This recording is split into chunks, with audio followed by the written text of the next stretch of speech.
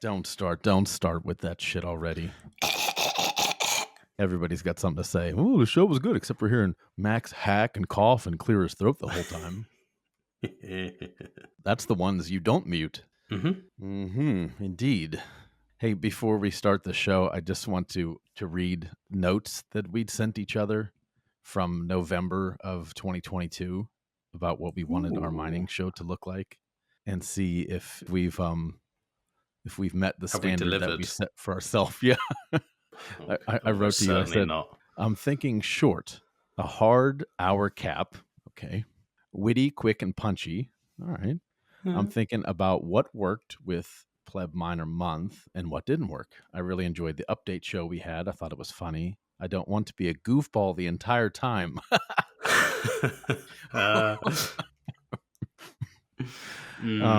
As I think we have impactful things to cover, but you and I do banter well. So open with a little banter, a little. This is what we prescribed for ourselves. Smidge. A smidge, just a tad. And we cover some mining-related happenings over the previous month. As we spoke on before, I don't want to rattle off the same stories of institutional miners and their happenings. I think we do good with that. But I would like to cover real-world statistics for the home miner, like various cost-to-mine metrics from across the globe, miner prices from the hardware market, prices from a potential hardware dealer sponsor. Ooh, we got that. Okay, yeah. ROI for various machines and easily understood mining metrics. Do you know what? I think short of the hard cap of 1 hour, which we completely laugh in the face of. Oh, yeah. And often these things are like fucking 3 hours long. Outside of that, I think we're not doing bad there. I think we should give ourselves a pat on our strong, masculine, muscular backs. There we go. Pat, pat, pat. Yeah. I hope you're doing the same. I can't reach. I'm so swole. So swole. I can barely touch my back. I'll believe it. I heard that about you. Incredible specimen. Indeed. We are. I'm very proud of us. Way to go. Yeah, well done, us. Well, we should probably begin the show. And to open up this episode of Ungovernable Misfits Action News is sponsored by your friends at Sluts.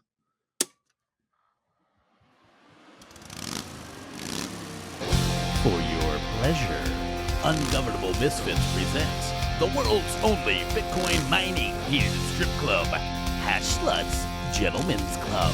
Sluts, Sluts. Oh yeah, Sluts, where our ladies are hot, but our hash boards are even hotter, cranking out 85 degrees. Fahrenheit? No way, pal. Celsius. 85 degrees C? Overclocking? More like overcocking. If you think the last difficulty adjustment was hard, check out the Sluts Rockin' Bonds. And speaking of difficulty adjustment, it's not the only thing that'll be going up.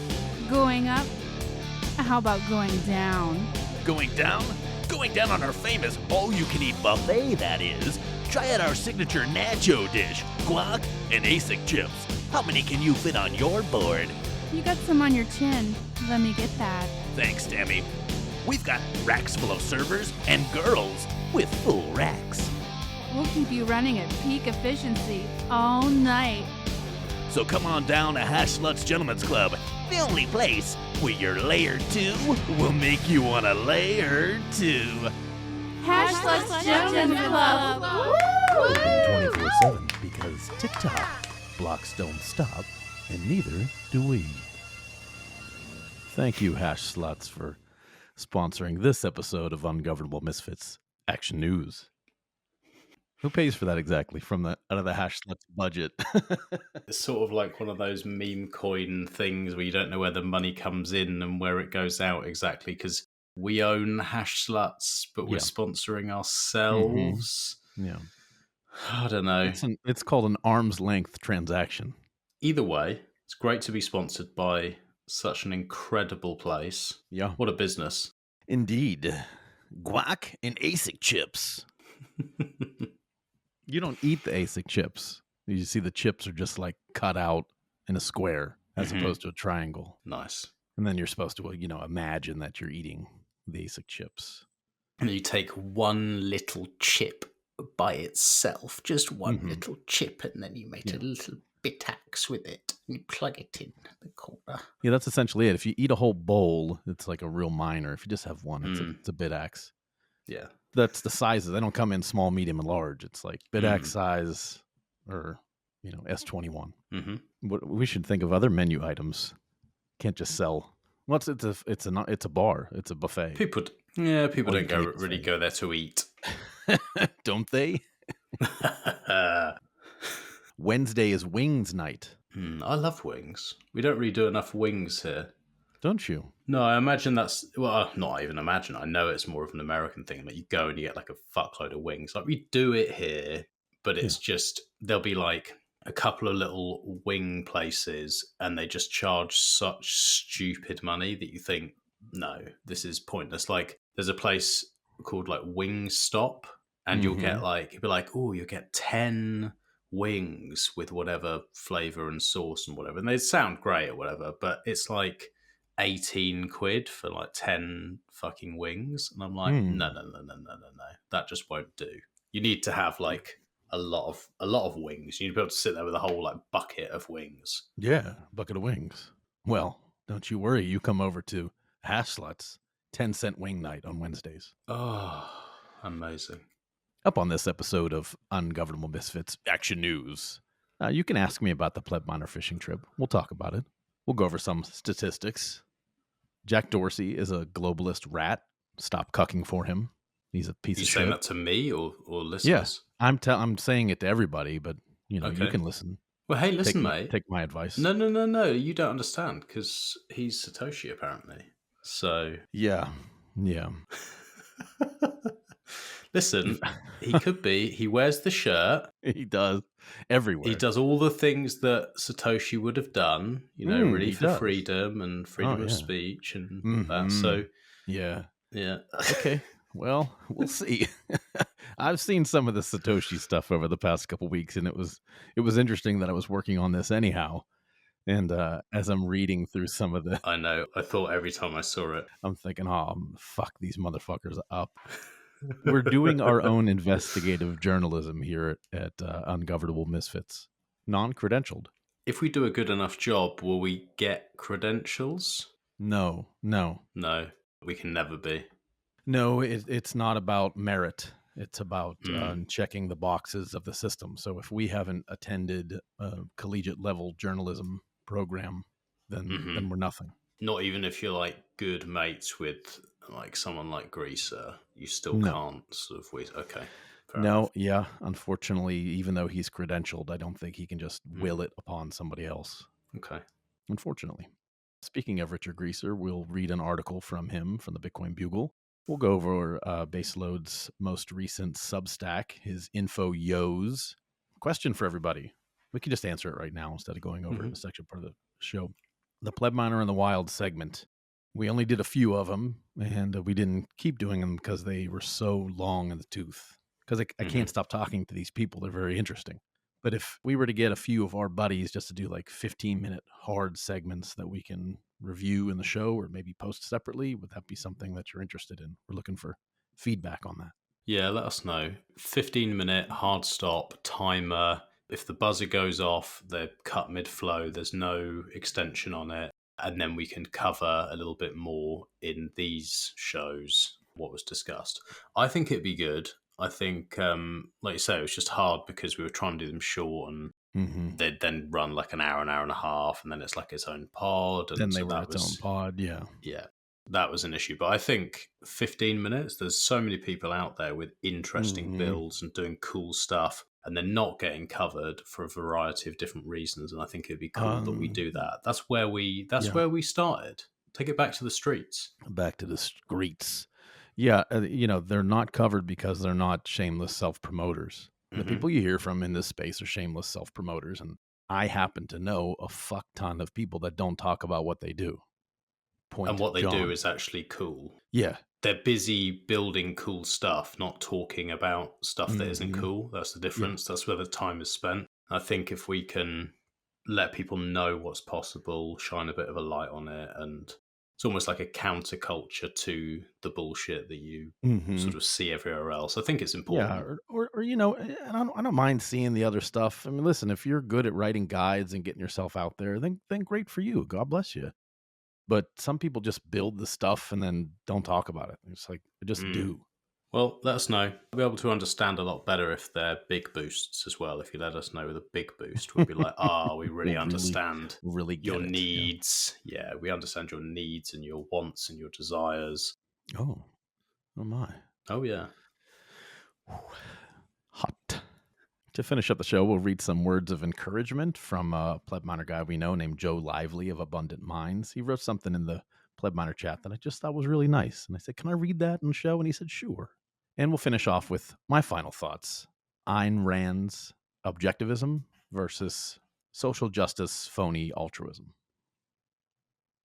You excited about that one? I thought you would be, Max.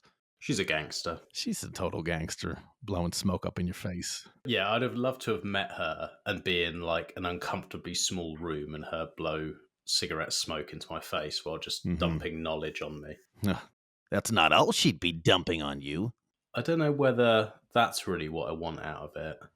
Maybe not from her. Give it a shot. I mean, you don't know. You don't know till it happens. Don't knock it till you tried it. Hey, yo. Yeah. All right, let's get to some boosts while we're slurping down some Otis Bitmeyer coffee. I've gone for real peasant coffee today. I bet you have. Worse than Aldi. It is actually worse than Aldi. Yeah, because Aldi's coffee's not that bad. It's pretty decent for the price anyway. It's pretty decent. But my missus, her mum, works at some like fucking big corporate gay place, and she manages to nick us like all their coffee. Dishwasher tabs as well, which is really nice. She's like, "Oh, is the coffee good?" I was like, "Well, it's free, and that's the best type of coffee." I'm sorry this happened to you. Quality. Listen. Yeah, you can hear the quality in your voice. Yeah, it's tacky. Tell me about Otis's. Otis is smooth, delicious, non-acidic. I took some to the fishing trip and brought my own grinder there on the fishing trip. Got up every morning, made some delicious coffee. Aaron said, "Boy, that's smooth." And in the other house, there were two houses on this fishing trip. Aaron Hall and his son and I stayed in one house, which had like 10 beds. Anybody could have stayed over in the chill house, where we pretty much just came in and went to sleep. And then there was the party house where everybody else was staying. And at the party house, they had lightning coffee. Yucky. Nothing compared to Otis Bitmeyer coffee. Get this stuff in your hands, guys. Did you try both back to back? No. Well, you wouldn't even touch it. You just say... I've had it before. It's terribly acidic. No offense to whoever's behind Lightning Coffee. I think I've met the guy before, but no offense to you, Lightning Coffee, but your coffee is subpar. Your coffee is not as good as Otis Bitmeyer's coffee. What is though? Straight up, I don't know. Yeah, I don't know. One day I'll taste it. The Otis Bitmeyer coffee is delish, and I've got a little candle burning here from our friends at Evie and Park. Evie and Park candles. Yeah. Has it got a scent? It does have a scent. It's like a whiskey barrel scent. Ooh, that sounds nice. It's very manly. That is manly. But check out Evie and Park's website. I think it's evieandpark.com. They've got all kinds of like cute little names for all of their candles. They've got one called WAP. What's that? Wap, wap, wap, wap. Well, it means, something very, very disgusting and dirty. Oh, sounds like my sort of candles. Thing. Look it up. Look up evieandpark.com. Anyway, let's get to the boosts for this show. Maximilian von Bittenstein. I'm up first. Our first booster is Rennickman with 100,000 sats in total. Whoa. Damn. He gave a huge, but he's going to be a Balder booster soon, I think. We'll have to check up on his progress. I'll be very happy to send him up. That is fine. Thank you very much, Peter. It's more than fine. Yeah, more than fine. His voice is so easy to do. That's fine. It is. You're right. Thank you. So, okay, that's fine. I agree. KYC is fine. So is Ledger. Yeah. So is every other company. Well, right. Listen, we're going to give you loads of money to shill our absolute fucking bottom of the barrel garbage bullshit. That's fine. I'll take your money. That's fine. Buy a football club. That's Buy fine. a football club with it. Man United. I don't know what it is. What is it? What's the football club? Fucking, I don't know. Don't care. Gay. Certainly. Anyway, let's not piss all over Rennickman's Sorry, Rennickman. baller boost here with It is a baller Peter boost. Peter McCuckmack bullshit. Charge. He says, "God damn this fountain app. Have to split payments, motherfucker. Thanks for the episode." You're quite welcome, sir. Oscar Mary, take note. He says, "You guys killed it with this one. I can't stop laughing. I'm sitting here at the hospital waiting for my second baby to come to this world, and you guys helped me a lot to calm down and to stay cool. And what the fuck is gabagool?" LMAO. Laughing. On a more serious note, I think I'm going to Lake Satoshi this year. I hope you do, buddy. Want to definitely hang out with the best people in the space. Thanks again for the show. 4 more years. Happy New Year. And Max, don't be sad. US is the same as UK without guns. Totally wrong. The stupid thing to say, Ray. Dumb. Thanks for the sats. And then he finishes it off with, "Don't spend those sats on adult entertainment." We won't. We actually won't. You get it free. You don't need to pay for that shit. That's right. Gabagool. I think you said it was a sauce, some sort of sauce. No, it's not fucking sauce. It's gabagool. It's the meat. It's like the cured meats. Gabagool. Yes. Now it's spelled capicola. Oh, yeah. Interesting. But these Jersey mongrel Italians, got to mispronounce things to sound more Italian, even though that's not how the actual Italians say it. They're gonna say gabagool. Well, congratulations, Rennickman, having your second baby. Yep. I think Gabagool's a lovely name. Why did you name him Gabagool? Yeah, that's what they did. Because he looked delicious.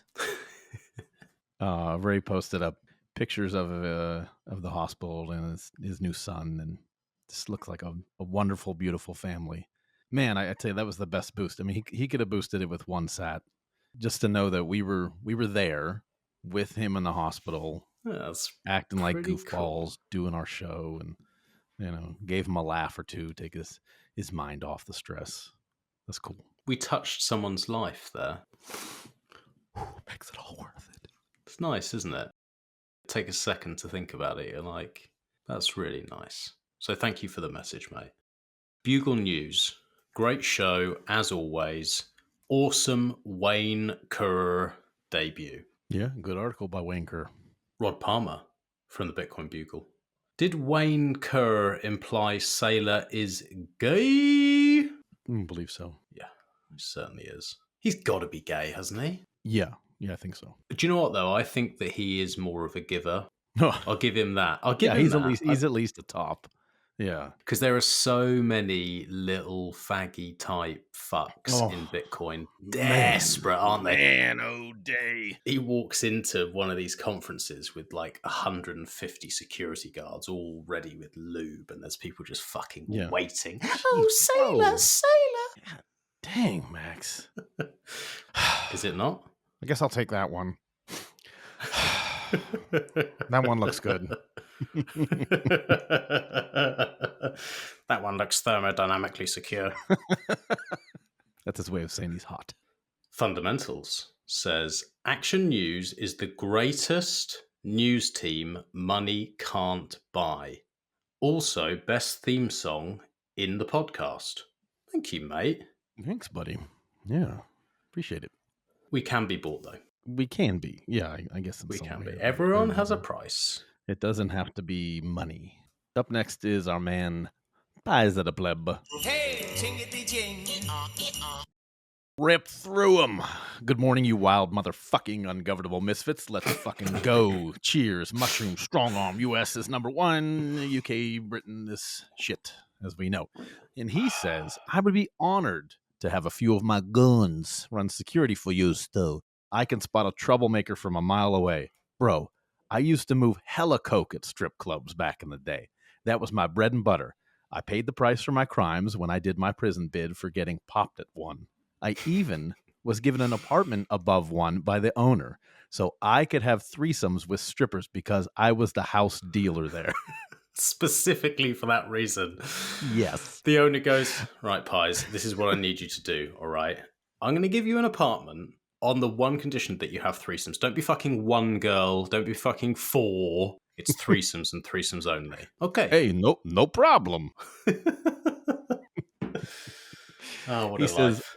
I've been waiting for an opportunity to quit my union gig. Don't be playing with my emotions. My only request is that I can hire my best childhood friend when he gets out of prison in 2 to 3 years, and that I'm paid in Bitcoin. Let's fucking go. Yeah, we All can right. do that. Yeah, sure. That makes sense to me. Timeline's good as well. 2 to 3 Yeah. years is roughly when Sluts will be expanding, Yeah. I think. So. You know, it'll be the next halving. Mm-hmm.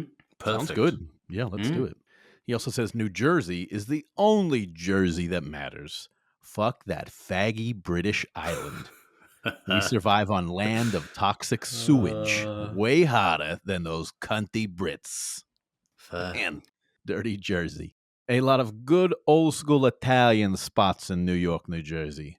Closed their doors since the lockdowns, but I will love to smoke a blunt and hit some good food spots in the dirty Jersey with yous two cunts. An American badass and an English hooligan. Fine dining with psycho Jersey kid? Throw a few beers and blunts in the mix, and what could possibly go wrong? Oh, nothing. Nothing. Yeah. It'll just be breezy. Let's do it. Then he says, love the outro song. Well, thank you very much, Spies at a Pleb. Here's another one for you. Hey, chingity jing. Chet. Yo. Why didn't Compute North spend some money at Sluts? Great question. Question mark. Excellent. That's a great question. Mm-hmm. Miners do like to party, though. Laugh my fucking ass off. Can't hate the player. Gotta hate the game. Nah, fuck that. I love the game. He do. He does. He's always in Sluts. Totally. Late stage hodl. Sorry, but I bought Otis coffee and then we ground it up in an American Basics. Oh my! In an Amazon Basics grinder. Ridiculous. What a cunt. Read Put on. it in a reusable K cup it and gets worse. Ugh. and still enjoyed it. It's Oh. so good. Okay. Don't let perfection be the enemy of good. Max, I was just about to send 25,000 sats and the Dari? Mhm. Dari? Don't know what that is. Dari called me a dumbass, so I cut it down to 10. Maybe that Who's was the his wife. Dari? His wife called him a dumbass for sending 25,000 cents. Maybe. Fair enough. Okay. Thank you for the 10. Back to Boost again. Just because of that Sluts commercial. Oh, yeah. It was a good commercial, that. Thank you. How about that hash slut in there? She sounds hot. All of them. They all sound hot. All of them. You can tell they're naughty. They've just got that some sort of twang in the voice. You're like, Oh, there's a twang there. All right. Yeah. yeah. Damn it. Back again for another boost. Feel compelled to chime in that Bassload does give good hugs. Of course he does. He's a I good knew he hugger. would do. Yeah. Very I much. can so. imagine. And then Fundamentals was very jealous, so I went for a full bear hug for him after he complained. Not sure if he wanted the full bear hug, but he got it from my fat ass. I had to stop halfway through typing this boost to laugh at this fucking Averon ad read. Oh, thank you very much. I hope you liked it. Thank you, late stage. And yeah, I mean, it's pretty disgusting how you treated Otis's coffee there, but he did buy it. So It's true. Yeah, you do look what at it you that want, way. yeah. He bought it. You do what the fuck you want. You're ungovernable. Yeah. 8 Mithrandir. Sluts strip bar needs to happen. It already is, mate. Don't worry about that. I'll send you an invite. I'll DM you. Black coffee. Wrecked. Why wrecked, Black coffee? Oh, you wrecked, mate. What does that even mean? I don't know, mate. I'm going to see that cunt on the You weekend. made me laugh. Soul Exporter. Love LS Love. Don't know what that means either. Lake Satoshi, homeboy. Oh, Lake Satoshi Love. Get with We it. love you, Solex. I was speaking Right. to Solex today, just so you know. You were. Yeah, I had a lovely conversation with him this morning. First person I spoke to today. Well, that's a good way to start the day. Yeah. Yeah, it was. It was really nice. It really set me up for the day. It was really nice. My favorite dude. What about me? You're my second favorite dude. Sorry. That's fair. But listen, look at your competition, you know. You're no Solex. I'll tell you that much. It gives me something to aspire to. That's right. There you go. Yeah. Up next on the boosts is Bubba, and we're going to rip through the rest of these because we're already a half hour in. And it's not short and sharp. Bubba, will KYC matter in 10 years? I don't know. Anyways, talk amongst yourselves. Just keep entertaining me. I'm a selfish bastard. You cunts are so lovable in a non-gay way and a gay way. Both. Ooh. I love how your show makes me feel diverse. And please say faggot, faggot, faggot over and over and over. It's the best word next to fuck. Okay, I've said nothing and everything. Kind of sounds like a Bitcoin conference. Whew, indeed. Hey, Teddy boy and Johnny. Teddy. I like that people are going to start calling you Teddy now. Entertained as usual while rejecting all that I could have learned. Old men just want to have fun. Cowboy, cowboy, cowboy on a scooter in the desert. Teddy, piece of advice. Eat a fucking sandwich and be a man. Pile it up high. Are you off your carnivore now? I am actually, yeah. I hope that sandwich was delicious. Next up, he says, no stripper was ever named Debbie, Destiny, Desire, etc., etc. But Debbie, Sluts could be a profitable business, especially in a circle jerk economy. And by the way, it wasn't Debbie, it was Tammy. It was Debbie. Thanks. You said Debbie. Yeah, I didn't. Go ahead and listen to it again. Well, I've listened to it 150 I recorded times. the Go to sleep listening Thanks, Tammy. to it. It's Tammy. Trust me, It's that's Debbie. what I said. Debbie. Fuck off. He also says, I'm building while y'all prattle on. I rolled the dough from the night before, baked a lovely looking loaf of bread, drank coffee and smoked some fags, ate my wife's lovely breakfast of beef, avocado, egg, and a pancake. If you'd shut the fuck up, I'd roll the scoot up on the lift and change the fork seals. It's a lovely sunny morning in the desert. I thought about a wank thinking about Sluts. Whoa, TMI. But then I thought, fuck, that's a lot of work. See, it's hard work doing nothing. Oh, man, there's only one Bubba. Next up is Zwartwit. And he says, get this. Get this. Thank you, Tammy. Smiley face. Zwartwit can fucking hear. Thank you. And he says, buying John a letter H one step at a time. Thank you. We'll get me that H someday. Up next is Ankh Morpok. Great show, Teddy and Daryl. I got my knots badge, but got my beard stuck in the knot. It was 45 minutes of pain, but the teacher was very impressed because he thought it was the strongest knot he'd ever seen. Had to cut my beard in the end. No longer feeling the Gandalf vibe, but proud of my knot. Tell me a bit more about your train sets.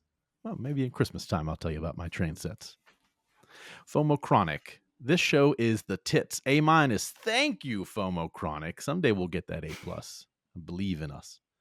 John Gold says, great show, you little cunts. 2025, let's fucking go. Cyberpunk 2BEE says, check out my favorite podcast group. Razzlecon, Laughs, Otis Bitmeyer, Coffee, Barn Miner Jerky, Bitch Imney, Sex Robots, Sluts, Mining Strip Clubs, Love Advice, Boost Readouts, Stats, Miners, Voiceovers, Bitaxe Love. Not that much. And the list goes on and on. What more could one ask for? Absolutely love you guys. Man, he really summed up our show. He really did. Great. We love Thanks you too. a lot. Hey, Cyberpunk 2B. Or not 2B. Definitely B. Great grandman. Used twos are my favourite old farts to listen to. I also live in a small house. John is a funny fucker. Thank you very much. I sent Great Grandman some coffee, some Otis Bitmeyer coffee. Oh, you're a so good man. Hopefully he gets that in a few weeks and lets us know how much he enjoys that coffee. I'm not going to tell you where he lives, but it's far away from me. Okay. Rog at SC Bitcoin UK. Your podcast is great, but it uses up about 5 hours of my time. I record and edit out all the swearing, especially the C word. My editing skills are poor. Then I'm not embarrassed to listen to it with my 15-year-old granddaughter. The final version runs for about 10 minutes. Oh, come on. Come on now, Raj. I'd love to know if Rog actually does download and edit out the swearing so that he can listen with the family. I can't imagine, because the thing is, the way that we weave it in, it would be very difficult to edit. And then even if you edit out the curse words, the actual subject matter is disgusting. It's still, yeah. It's absolutely disgraceful. you'd have to just delete the whole show. And maybe you said 10 minutes. Maybe that's it. It's just literally intro music, outro music. We know no other way.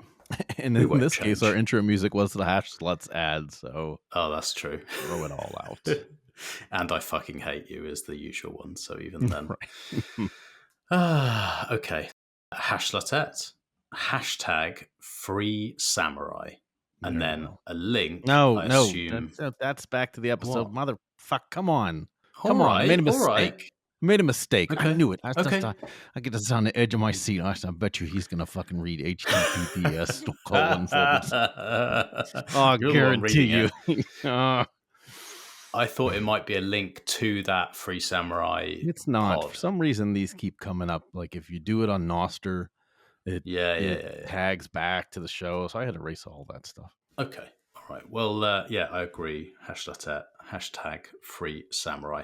Quite out there. I would like to see more chat about it, please. Yeah. Sats Misfit. Mhm. So I almost did stab a teddy. Okay, that's aggressive. Can concur, they are fuckwits. My choice of weapon was an aluminium wrench from my garage. Gotcha. He gotcha. Yeah. Stab a teddy. Yeah. Wartime. Boing. Gay? Yeah. Jack Crispy or Jack Rispy? Sure. Or Jar Crispy? I think Jar Crispy. Let's go with that. I love it. Jar Crispy. What a time to be alive. Guys, I haven't been this optimistic about the world in quite a while. Little praying thing. Mhm. Heart, best wishes to all of you. May 2025 be your year for you, body, mind, and soul. Well, thank you. Mm, It's very beautiful. nice. Beautiful. I love it. Yeah. I'm looking through here. We didn't get a boost from Brother Abel. I wonder if it was too dirty of a show for him to boost. He's like hash sluts, Maybe. bust nuts at hash sluts. I'm sorry, I can't do it, guys. I can't boost a show with a naughty title like that. I saw something the other day that made me think of him. It was like a little, as I was scrolling through Twitter, it was like some girl saying, the Bible, it means basic instructions before leaving Earth. And then someone was like, no, you stupid bitch. It doesn't mean that. That's a song from, can't remember who it was, but apparently it was like in some rap song. It was like, that's not actually what it is, you idiot. Now we went a little bit deeper. ASIC instructions. Man, he's creative. Yeah. Pretty cool, man. Who was it? Give me a second. Well, you give me a second because I'm going to Google it now. Basic instructions before leaving Earth.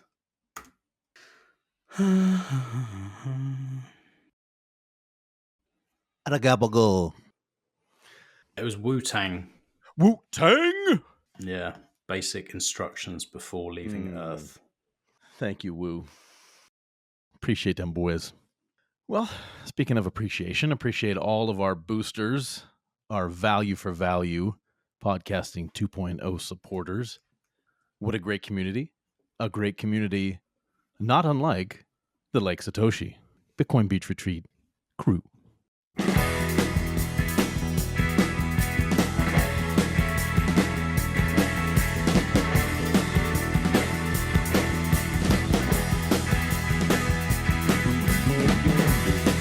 That's right. Lake Satoshi Bitcoin Beach Retreat, August 2nd, 2025. Community, friendship, food, family, fun. It's fabulous. You're going to love it. Please show up. More and more people are telling me every day, you know what? You've been talking about that Lake Satoshi Bitcoin Beach Retreat for 2.5 years now. It must really be something. I think I'm going to show up. I want to spend time with people. I want to give big old bear hugs to fundamentals and break his little back and get some cuddly hugs from people like Bassload, even though I don't think he's going to be there. It's just about hugs, love, community, sharing. I mean, I can't say enough wonderful things about this event. Is it your favorite event you've ever been to? It feels like it probably is.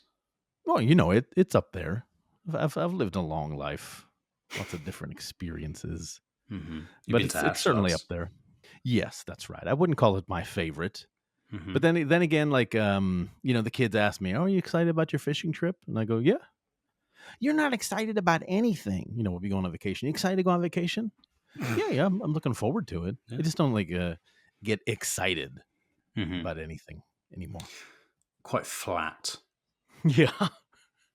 It's a good way to be because you have no ups, you have no downs. You sort of, it's never like, oh yeah, I'm having a really bad down day. I had a real great time last night and now I'm all down. It's just like, how are you? Average, always average, standard, no joy, Even no Steven. pain.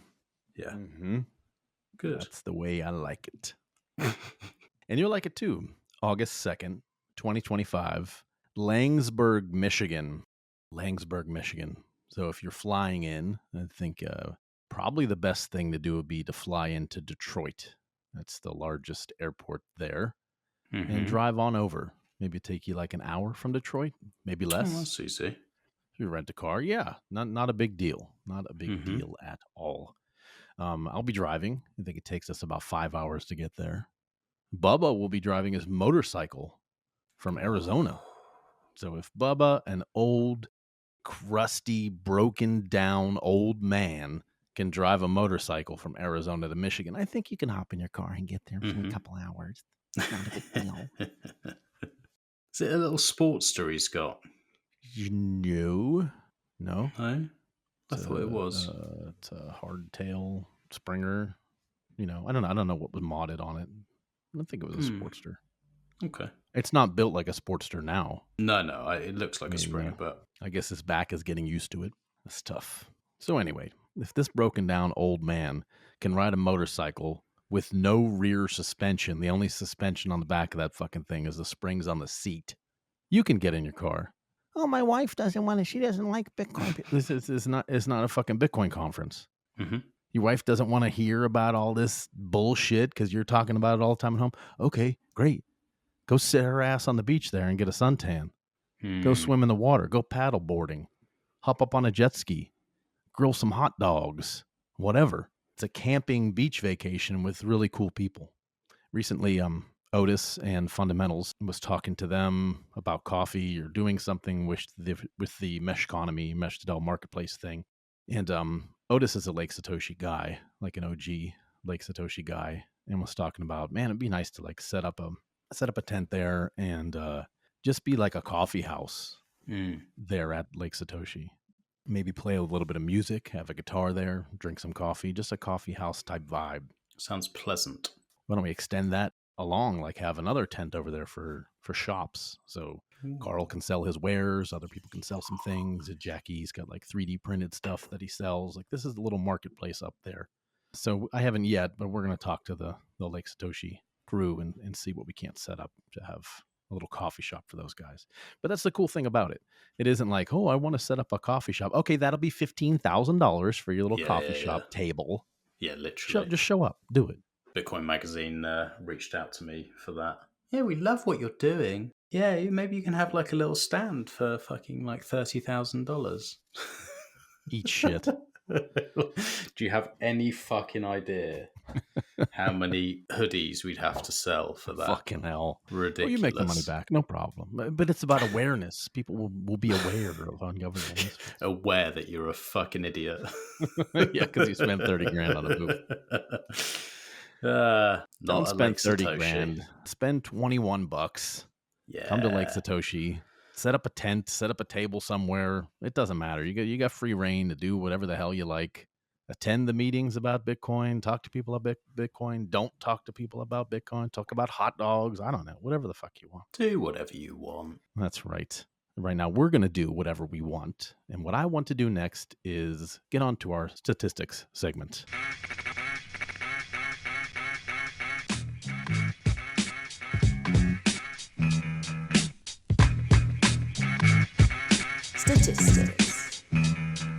Statistics. I'ma tell you the basics for hashing with ASICs, Bitcoin mining statistics. It's simple mathematics. I'll revolve around science. What are we talking about here?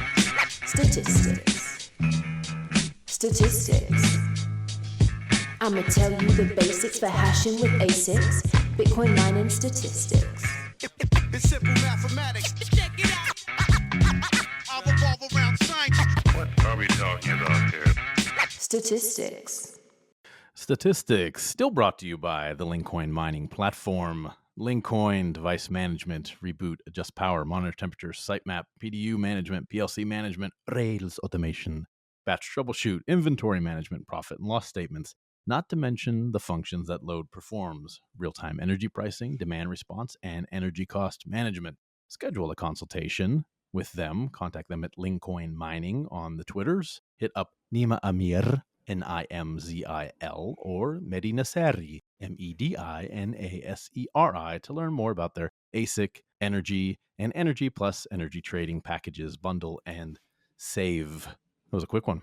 Statistics in general is going to be a quick one today because there's really nothing to say about statistics. It's quite an unremarkable month of statistics besides hash rate going up. We're on a 30-day moving average. It is now at 815 exahash. It was 787 on our last show. 7-day moving average is 854, was 764. 1-day highs for the past month have been as much as 997, almost to that zeta hash on January 31st, and as low as 674 exahash the day before that.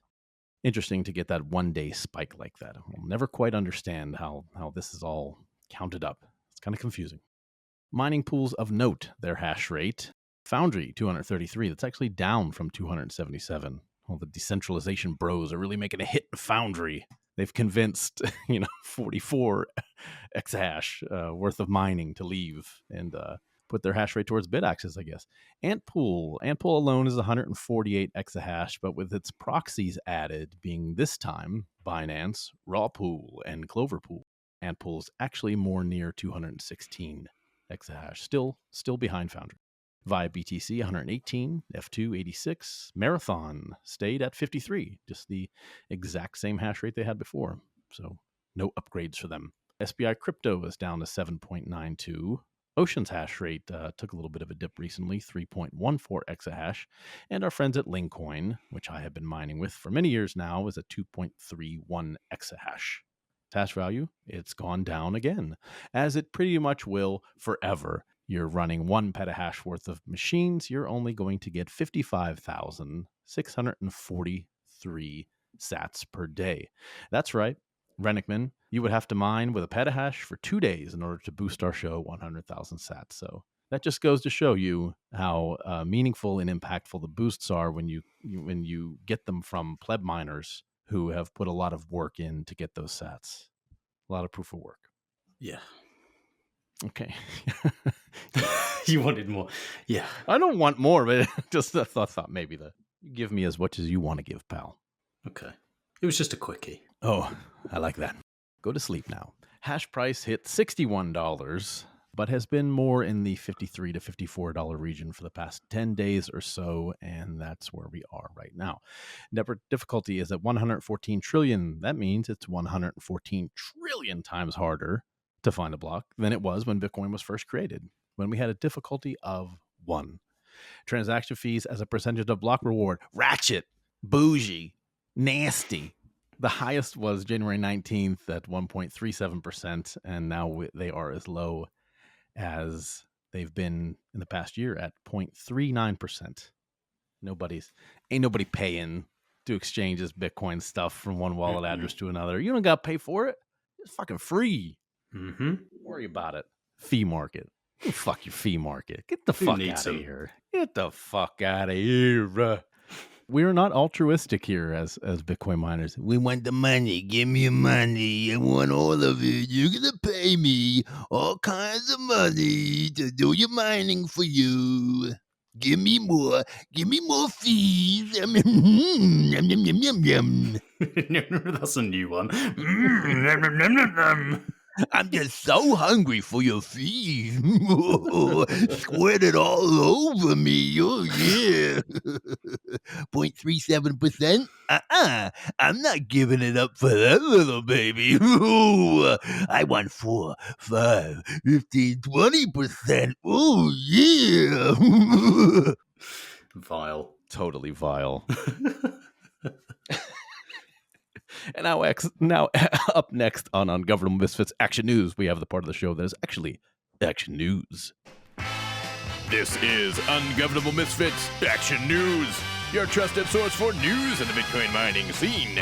Our bullpen of journalists are dedicated to uncovering the stories that matter most. What's that in the sky? Why, it's Altair with miner news. Turn up the bass with Bassload. Contributing maverick journalist Dick Greaser from the Bitcoin Bugle and the ever-present Bitmeyer. And now, Ungovernable Misfits Action News. My sweet, sweet, lovable boy. I take him and I clean his little beard so there's no pee-pee in there. No. And I take olive oil and spread it all over his hooves so they are soft and supple, and they go clip-clop, clip-clop. Talking of soft, you saw that little goat, didn't you? I did see that little goat. Yes, that soft little goat. How were his hooves in the cold? Well, it would behoove him not to go back to North Dakota. Did he moan and whinge? No, he was very good. Was he? He was very good. Even, like I have to get out of the snow bear, the vehicle that you're in when you're fishing. Just because I can't be all cooped up. So I'm walking around outside and visiting people and going to their snow bears and such. And he came outside with me for a little bit, and he seemed all right. He wasn't dying. He survived. It was -20. That's cold. That's very cold. Yeah, -20. You'd have to convert that to Celsius. I have no idea. Like I think we did this the other day. It was like -35. Was it the same as Celsius? I can't remember. Whatever it is, it's very fucking cold. Very fucking cold. Yeah, the Southern boys, B Rocket Miner. I forget what his name is on the Twitters. B Rocket Miner, I think, or BTC Speedboat or something like that. Anyway, I don't want to say his real name, but he's a Southern boy too. And he was fine. They lived. They're all right. These are tough guys. These are pleb miners, man. They're tough motherfuckers. Tough sons of bitches. As long as they've got their mittens, they can get through anything. Yeah. Yep. And then here comes Jordan from the Great White North. He's like in a fur-lined jean jacket. Yeah. It's no big deal. Oh, that's so Canadian. A fur-lined jean jacket. I'm telling you, man. He showed up, and one guy was like, "Who the fuck is that guy? What the fuck is he wearing?" You're like, "That's Jordan." No, he's Canadian. It's all right. Your retarded little brother shows up. Canadian, eh? I think you asked me like, "Oh, how's Jordan in real life?" I was like, he is the exact same person. He's just nice and has like the biggest smile and like the perfect black primped beard, and does he's just he? Like he's put together. He's like slim and put together. Like he might even like iron his jeans or something. I'm not sure. Really? He's put together. Yeah. Nice. I don't know if I thought that he would be like perfectly manicured beard and stuff like that. I was thinking like perfect. He might be a bit more rough and ready with the sort of like the work that he does and stuff. Then what's to say he's not rough and ready? You can't take that away from him. No, I'm not taking it away. In appearance, like I see. Not like so manicured. No, just like maybe not quite so manicured, not quite so picture perfect, but then everything else he does is perfect. So right, I don't know why I thought that. And you know what I mean? It's an all around thing. The work he does, the plaster work, or base contracting work, perfect put together. His look, perfect put together. He's now building dojos on Start 9 or Ashgur. I don't know what he's building on these Start 9s. Perfect put together. Yep. His guides, perfect. Everything about him. The guy's polished. What's he doing hanging out with us? I ask myself the same thing every day. What are you doing? He's too good for us. Certainly. Maybe he's trying to bring us up to his level. Maybe. If you're sort of like the kids in the playground, they're like, "Oh, look at that mongrel kid. Like, they could be cool." Do you know what I mean? Like, they could be all right. They just need a bit of guidance. He saw something in us. Yeah. I'm going to help these guys out. He was great. My little barn was great. Sass Misfit was great. Jamie Bergen, great. Aaron, great. Aaron's son, a little goofball, just fun to hang out with. Be Rocket Miner, great. I don't think I'm missing anybody. Oh, a new guy, Alex Hayes. I'll just do his mention right now. Alex Hayes. Let me scroll down to see what the name of his website is. I just recently met him. ASIC Minor Academy or something like that. Shit. Okay. I'm not used to scrolling. ASICMinorAcademy.ai. I'm going to give Alex Hayes a little bit of a advertising boost for free. ASICMinorAcademy.ai.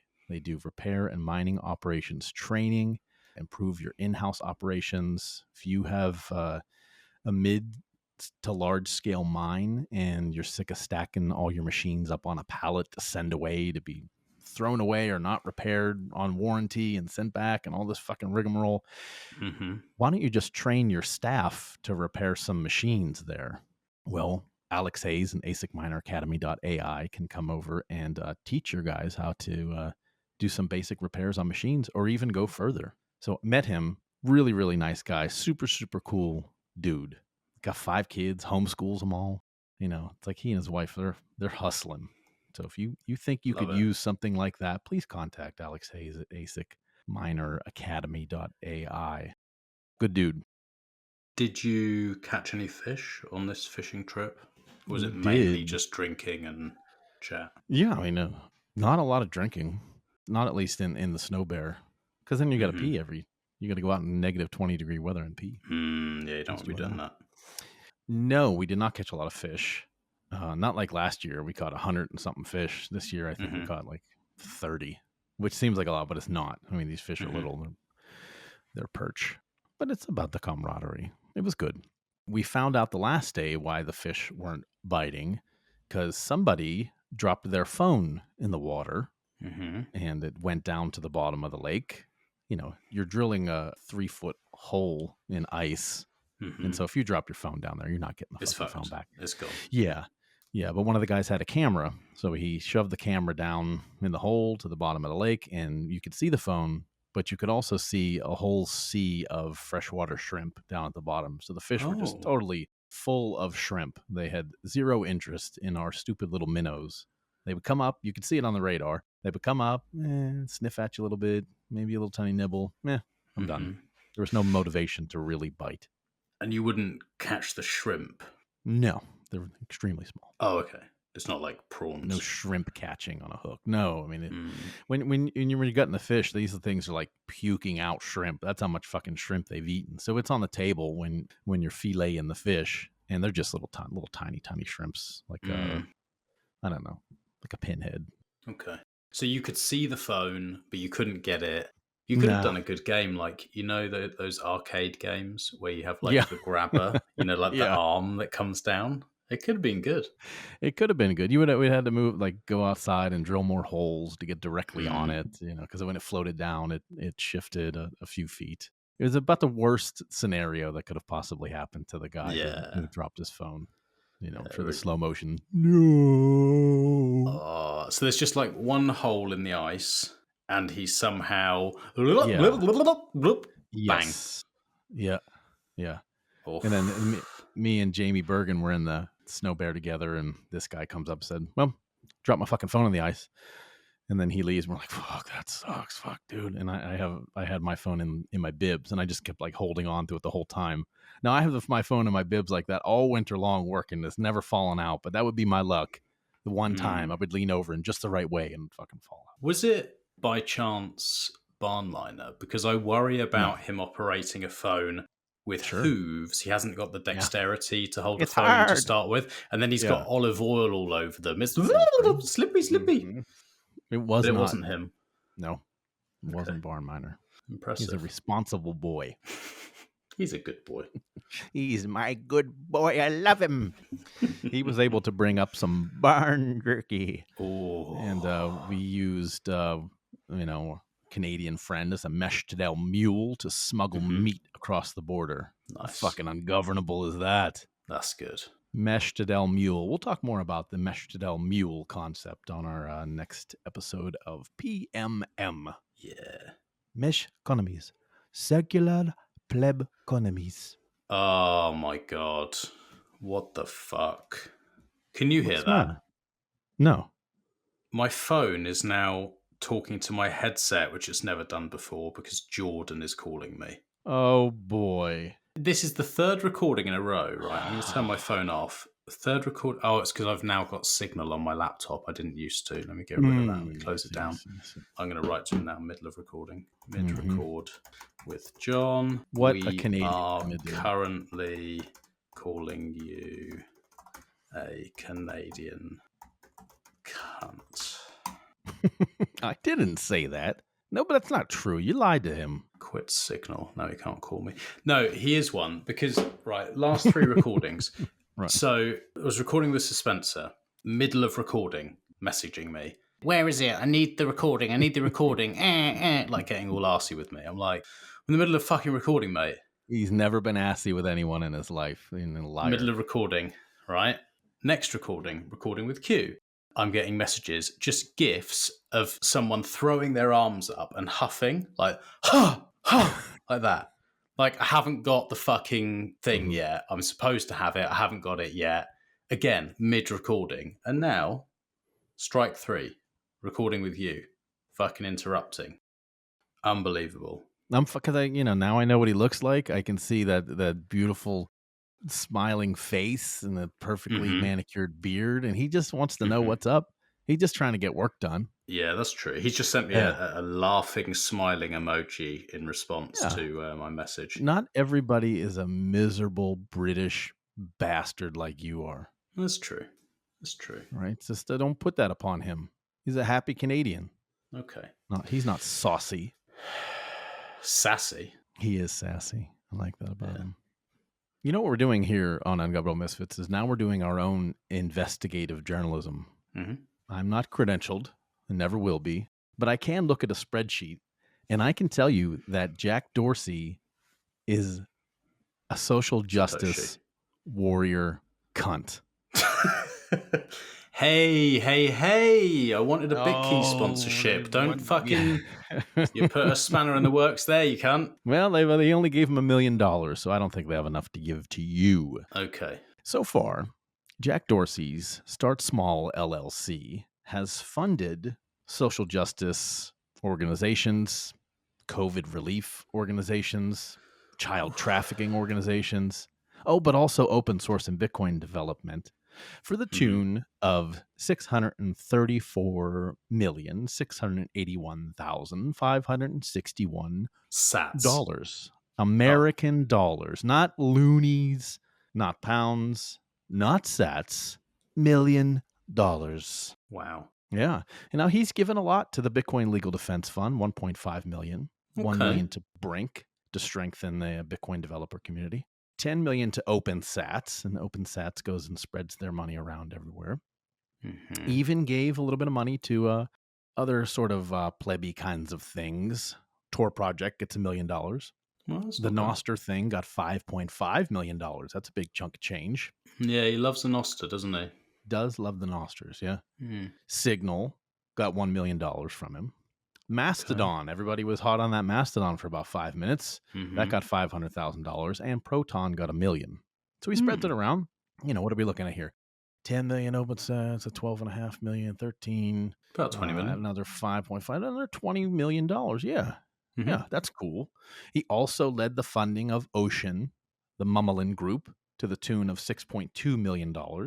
That wasn't him by himself, though. He did that with an organization called Accomplice, Barefoot Mining, Moonkite, couldn't find any information about them, New Layer Capital, couldn't really find much information about them, and the Bitcoin Opportunity Fund. Okay. So that's cool. It's a lot of money. I don't know. What are we up to here? $26 million? Ish, yeah. Out of $634 million? Yeah. I definitely can see that Bitcoin and open source stuff is a huge priority of his. Well, let's look hold on. Yeah. Let's just be fair. Okay. When did this start the counter for this $634 million? Is it ever? Is it ever in the last ever? Okay. This is because since remember since 2020. Oh, since 2020. That's Mm-hmm. not ever then. 2020. Okay. Ever as far as Start Small LLC go. Fine. So 5 years. Yeah. I was trying to be the reasonable side and go, this could be before he found Bitcoin and could be Twitter Day. Well, I mean, he found Bitcoin in 2008 when he founded it, mate. When So his he's the white CEO. paper. Yeah. So he's known. Where else has his money gone then? Well, this Start Small LLC, you can look this all up in a spreadsheet. It's publicly available information. He's given $25 million, so pretty much is all of his, Bitcoin, open source, plebby kind of stuff to Resolve to Save Lives. That's a public health initiative working to prevent epidemics and cardiovascular disease, led by former CDC director Tom Frieden. It focuses on pandemic preparedness, hypertension control, and global health systems. It's good. No problem. Jack Dorsey is definitely not the USAID of progressive tech bro philanthropists. No way. He's also given $25 million to the Clara Lionel Foundation. This is a foundation founded by Rihanna, focuses on climate resilience, energy preparedness. No, not energy preparedness. No, I wouldn't care about that. Emergency preparedness and global education initiatives for underserved communities. That sounds great, doesn't it, Max? It sounds great.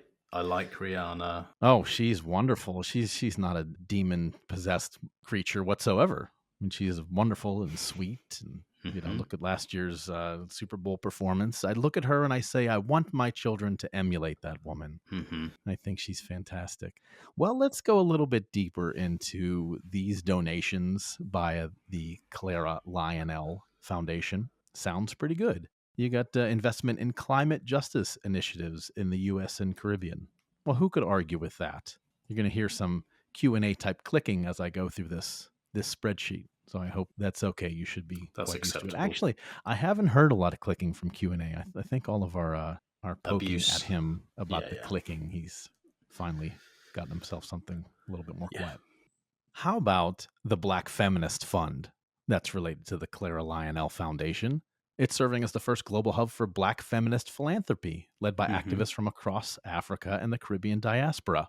Black Feminist Fund significantly increases the resources available to Black feminist movements. Excellent. Well, who couldn't? Yeah, everybody likes that. How about Black Visions? It's a collective of Black-led, queer, and trans-centering organizations whose mission is to organize powerful, connected Black communities. They got $1.5 million. Dorsey cares just as much about queer and trans Blacks as he does Bitcoin Legal Defense Fund. What else is Dorsey doing with this money? Why, he's got the Caribbean Youth Environment Network. I'm sure this isn't a child trafficking ring. It's dedicated to improving the quality of life of Caribbean young people by facilitating their personal development and full involvement in environment and sustainable development. Because that's certainly the only way that you can help out youth in the Caribbean, to turn them into social justice warriors. How about the Center for Popular Democracy? This sounds like a good one. They champion equity, opportunity, and a dynamic democracy in partnership with high-impact base building organizations like the Environment Justice Campaign. Very good. They got $2.5 million. Shall I go on, sir? This goes on for 65 more entries, and trust me, they're all about the same. Climate Justice Alliance, Climate and Clean Energy Equity Fund, Deep South Center for Environmental Justice, Girls Care. Who knows what the hell that is? Is there some reason that could be financially motivated to do these type of charitable things where you get some type of kickback, or you pay less taxes, or you get some extra deal, or whatever it is? Presumably there's some sort of reason that the money is always sort of funneled into these like a charity to make sure that, people who have one leg and they happen to be gay and they're worried about climate change and they are emotionally concerned, and so they need some sort of therapy using DMT, and it's going to cost $10 million per that kind of like wacky shit. Is there a reason, a financial reason that could explain it, or does he actually really care about that shit, or is it like a organized crime? I'm sure there are tax benefits, but it's part of the whole global progressive money laundering campaign. I mean, if you were to spend this much money, if you were given $5 million for your local community, what could you possibly do with $5 million? A lot. You look at, a lot.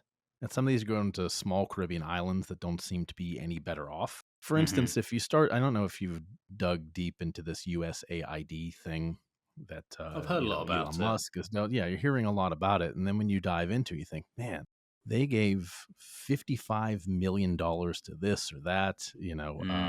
With the Clinton Foundation and their relief efforts in Haiti since the 90s, and Haiti is still a giant, disgusting cesspool shithole country, and somehow Chelsea Clinton, Bill and Hillary Clinton's daughter, is She a paid for a wedding. millionaire, paid for a wedding, right? So this gives me the exact same vibes as that USAID thing. That's why I said Jack Dorsey is the progressive tech bro equivalent of USAID.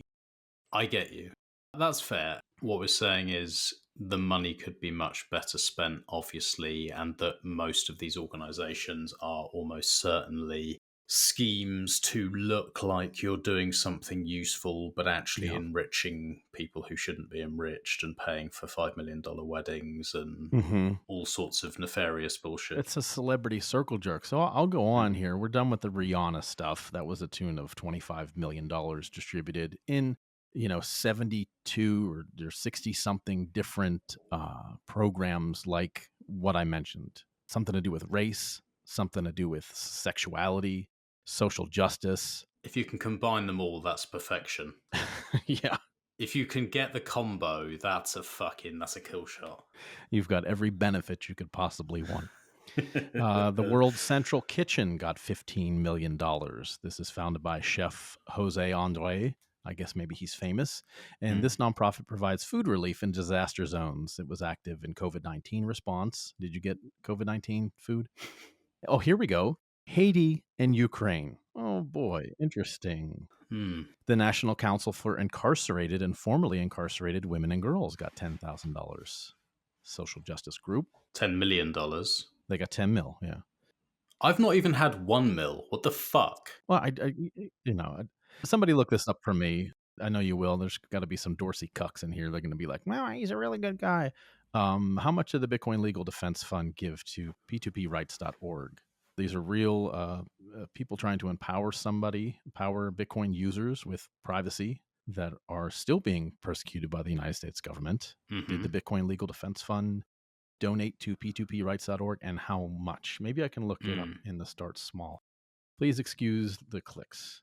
Nope, put in P2P and no entries there.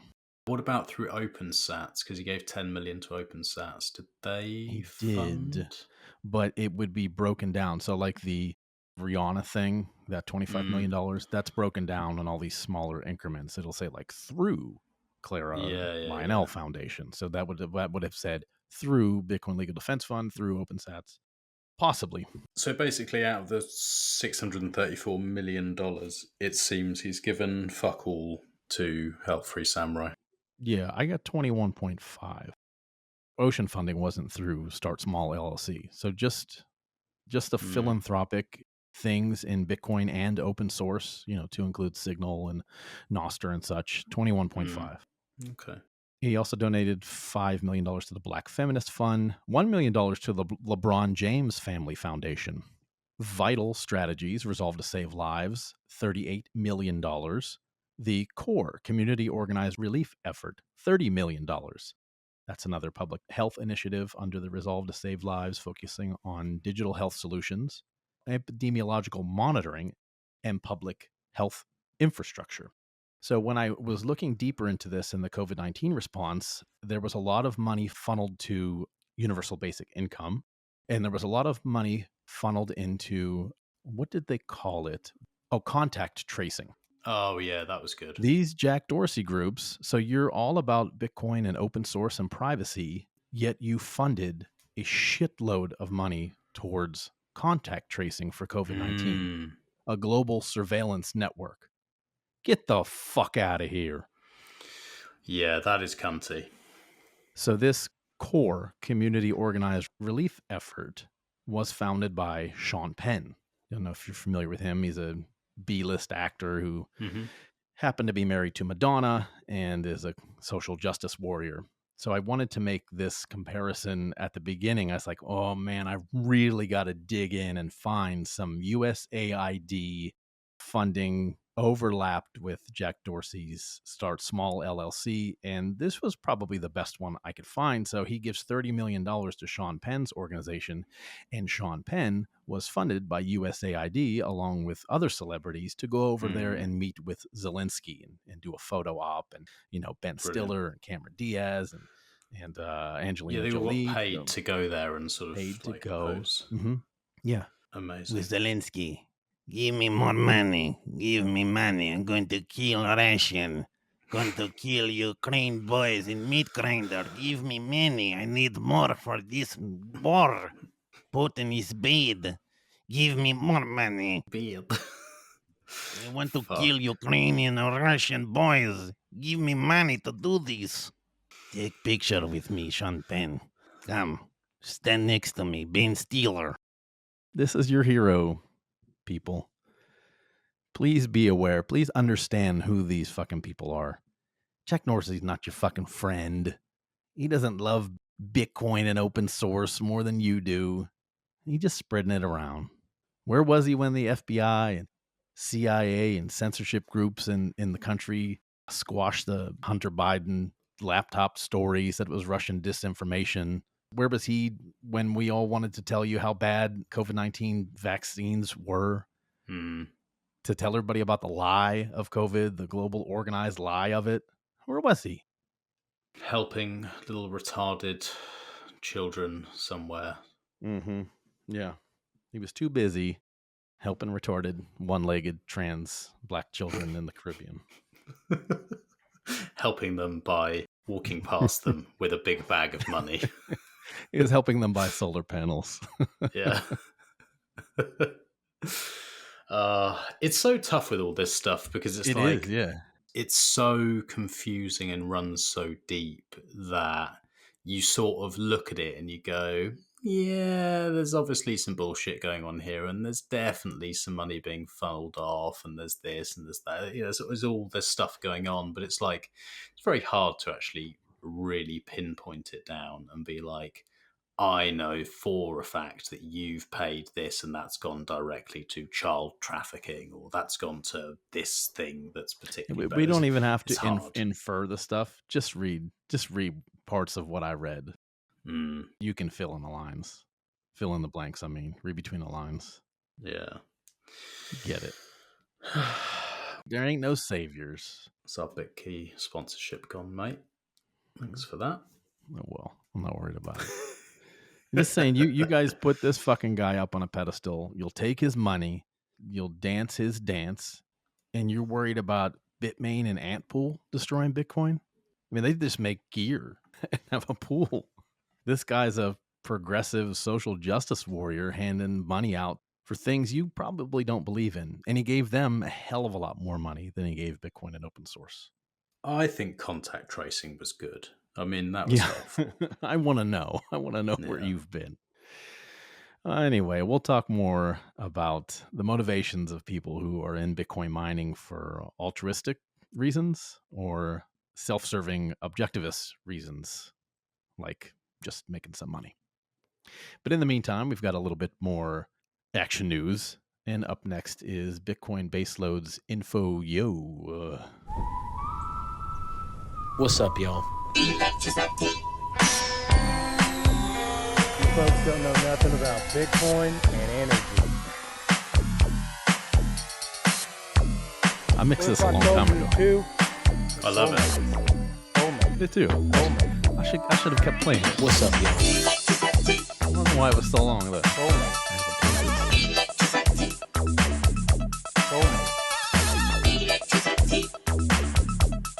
What's up, y'all? Yeah. Bitcoin and electricity, they're soulmates.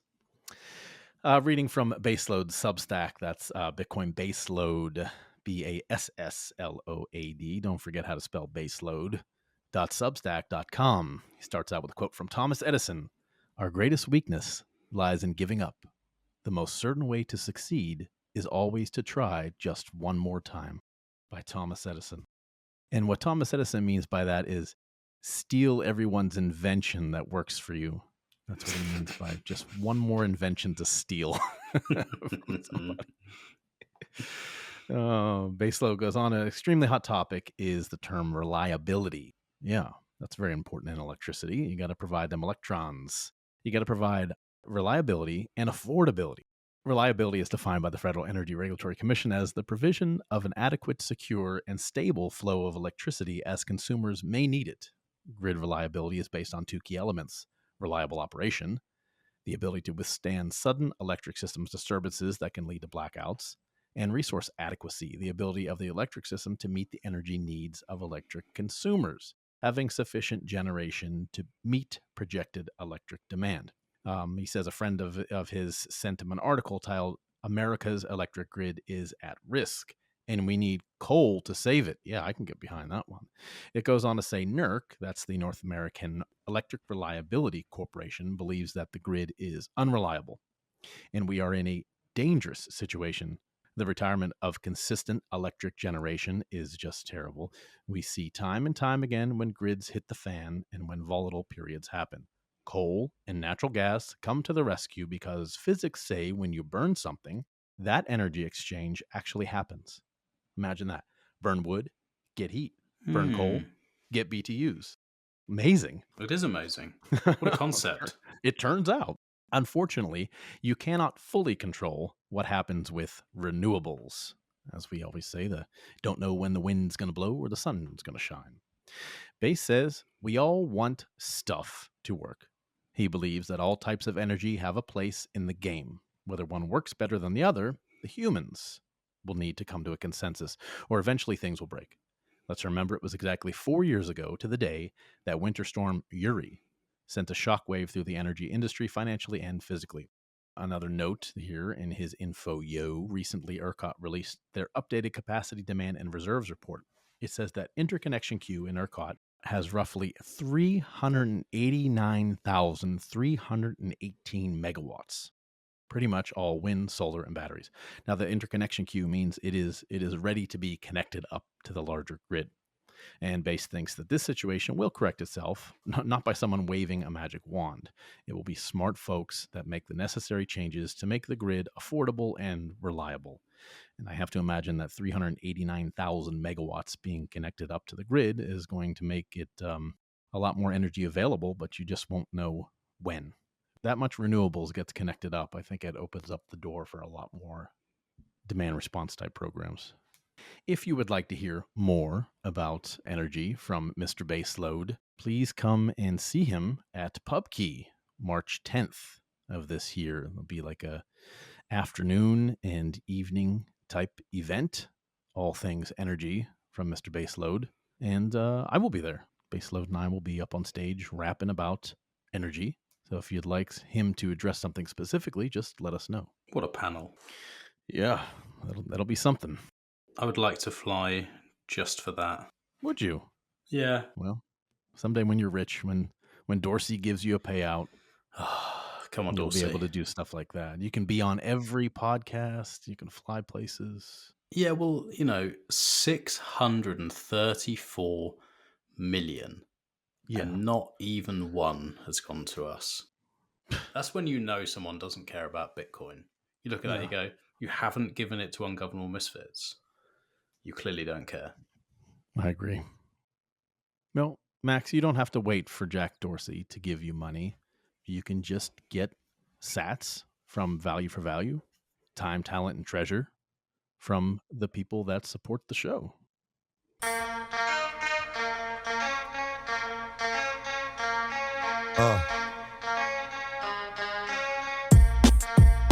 Something new. That's right. That's right, Jack Dorsey. Stop dropping boots right now. Send us a zap on the nostrils. Yeah, nostrilus. Give us some nostrudel. Delicious. Give me that nostrudel. I'll take another serving, please. He's definitely going to be sending some. Hey guys, loved the show. Hey guys, it's me, Satoshi. Loved the show. Thanks for exposing my scams. Hey, Just send some sats. You like this show? You think we're funny? We make you laugh. We make you think.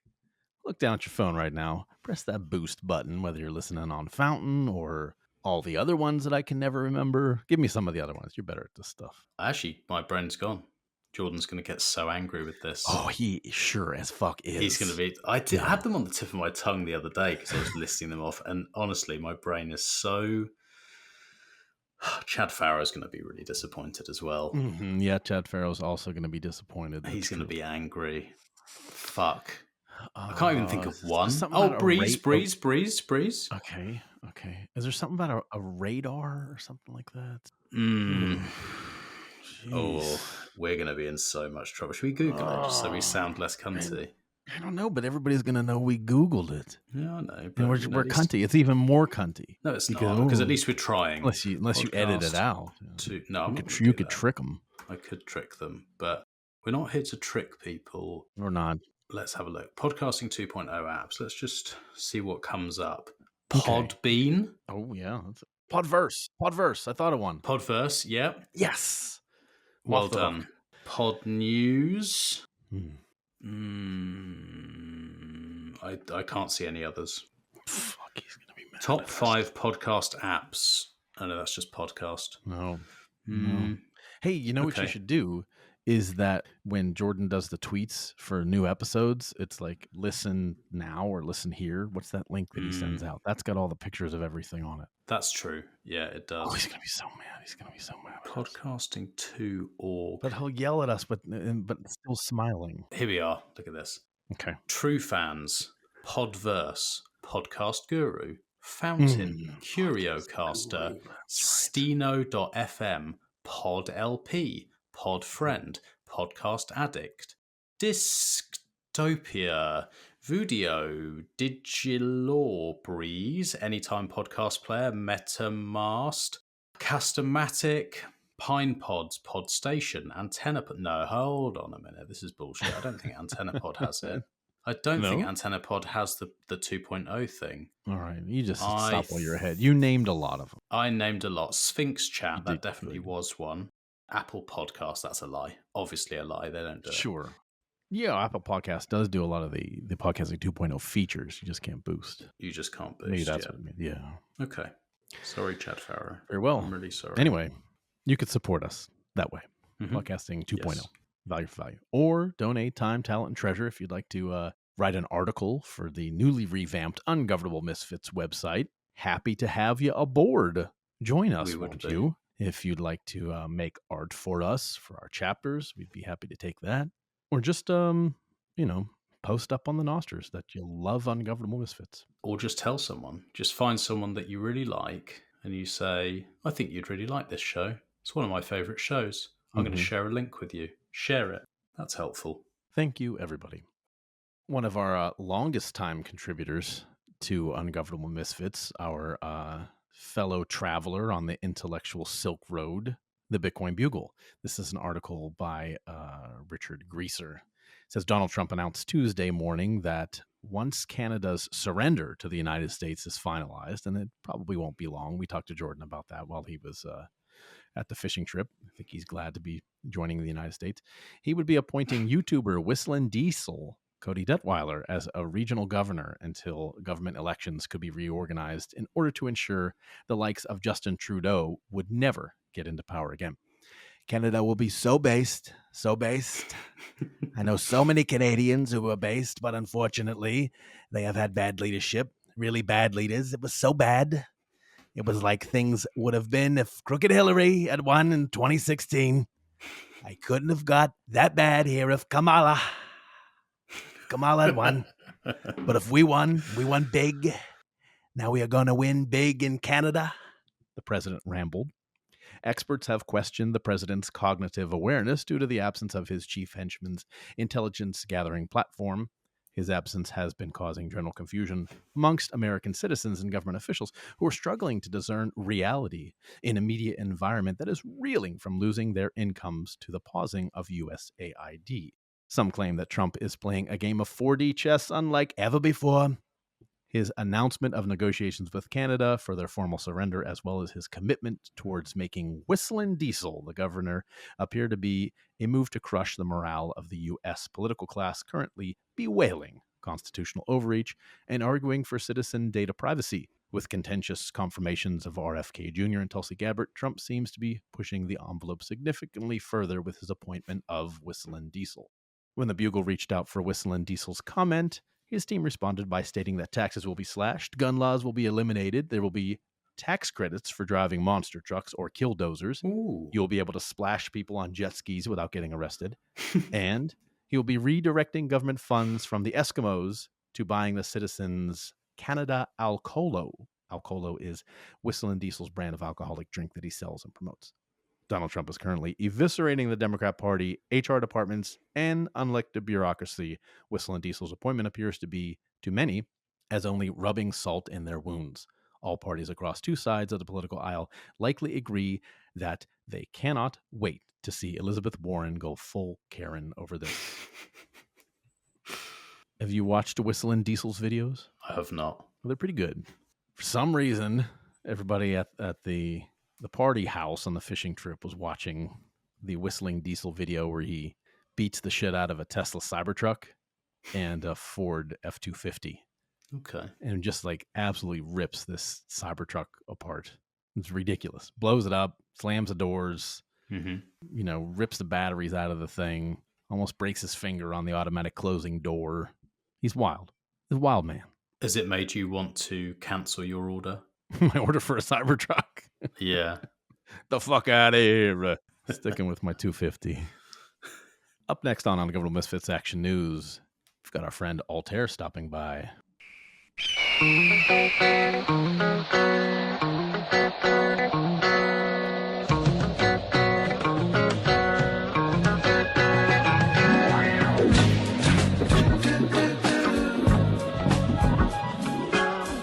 Not bitch chimneys.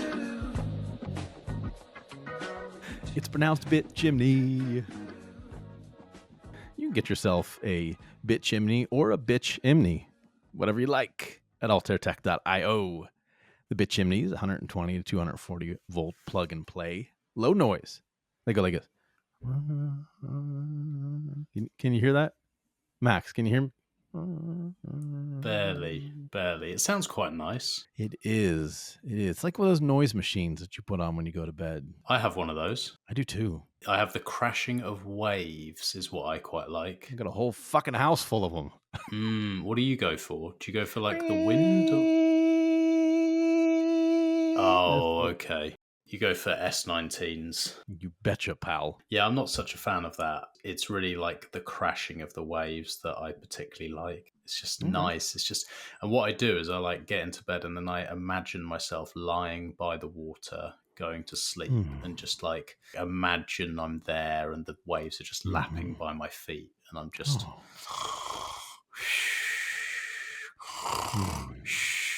It's very nice.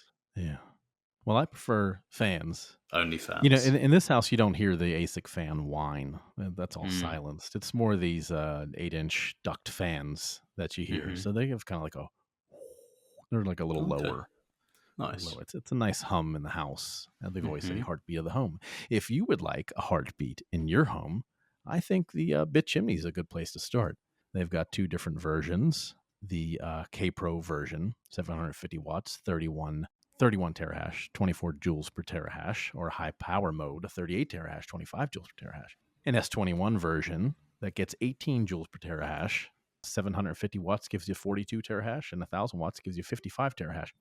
Recently, Avril has been playing around with different configurations from the S21 XP and the S21 Plus with one board builds, two board builds. He managed to get a build out the other day, and this is why we love AltairTech.io. This is why we love having Avril as a sponsor, because he's fucking around with Pleb miner stuff all the time.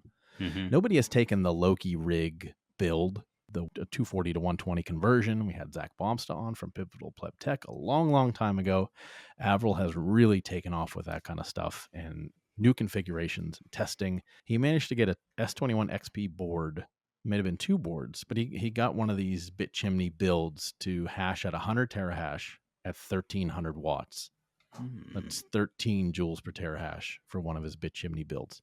Now, this machine would be extremely expensive, but someday when these start to become used machines, you'll be able to repurpose them for bit chimneys.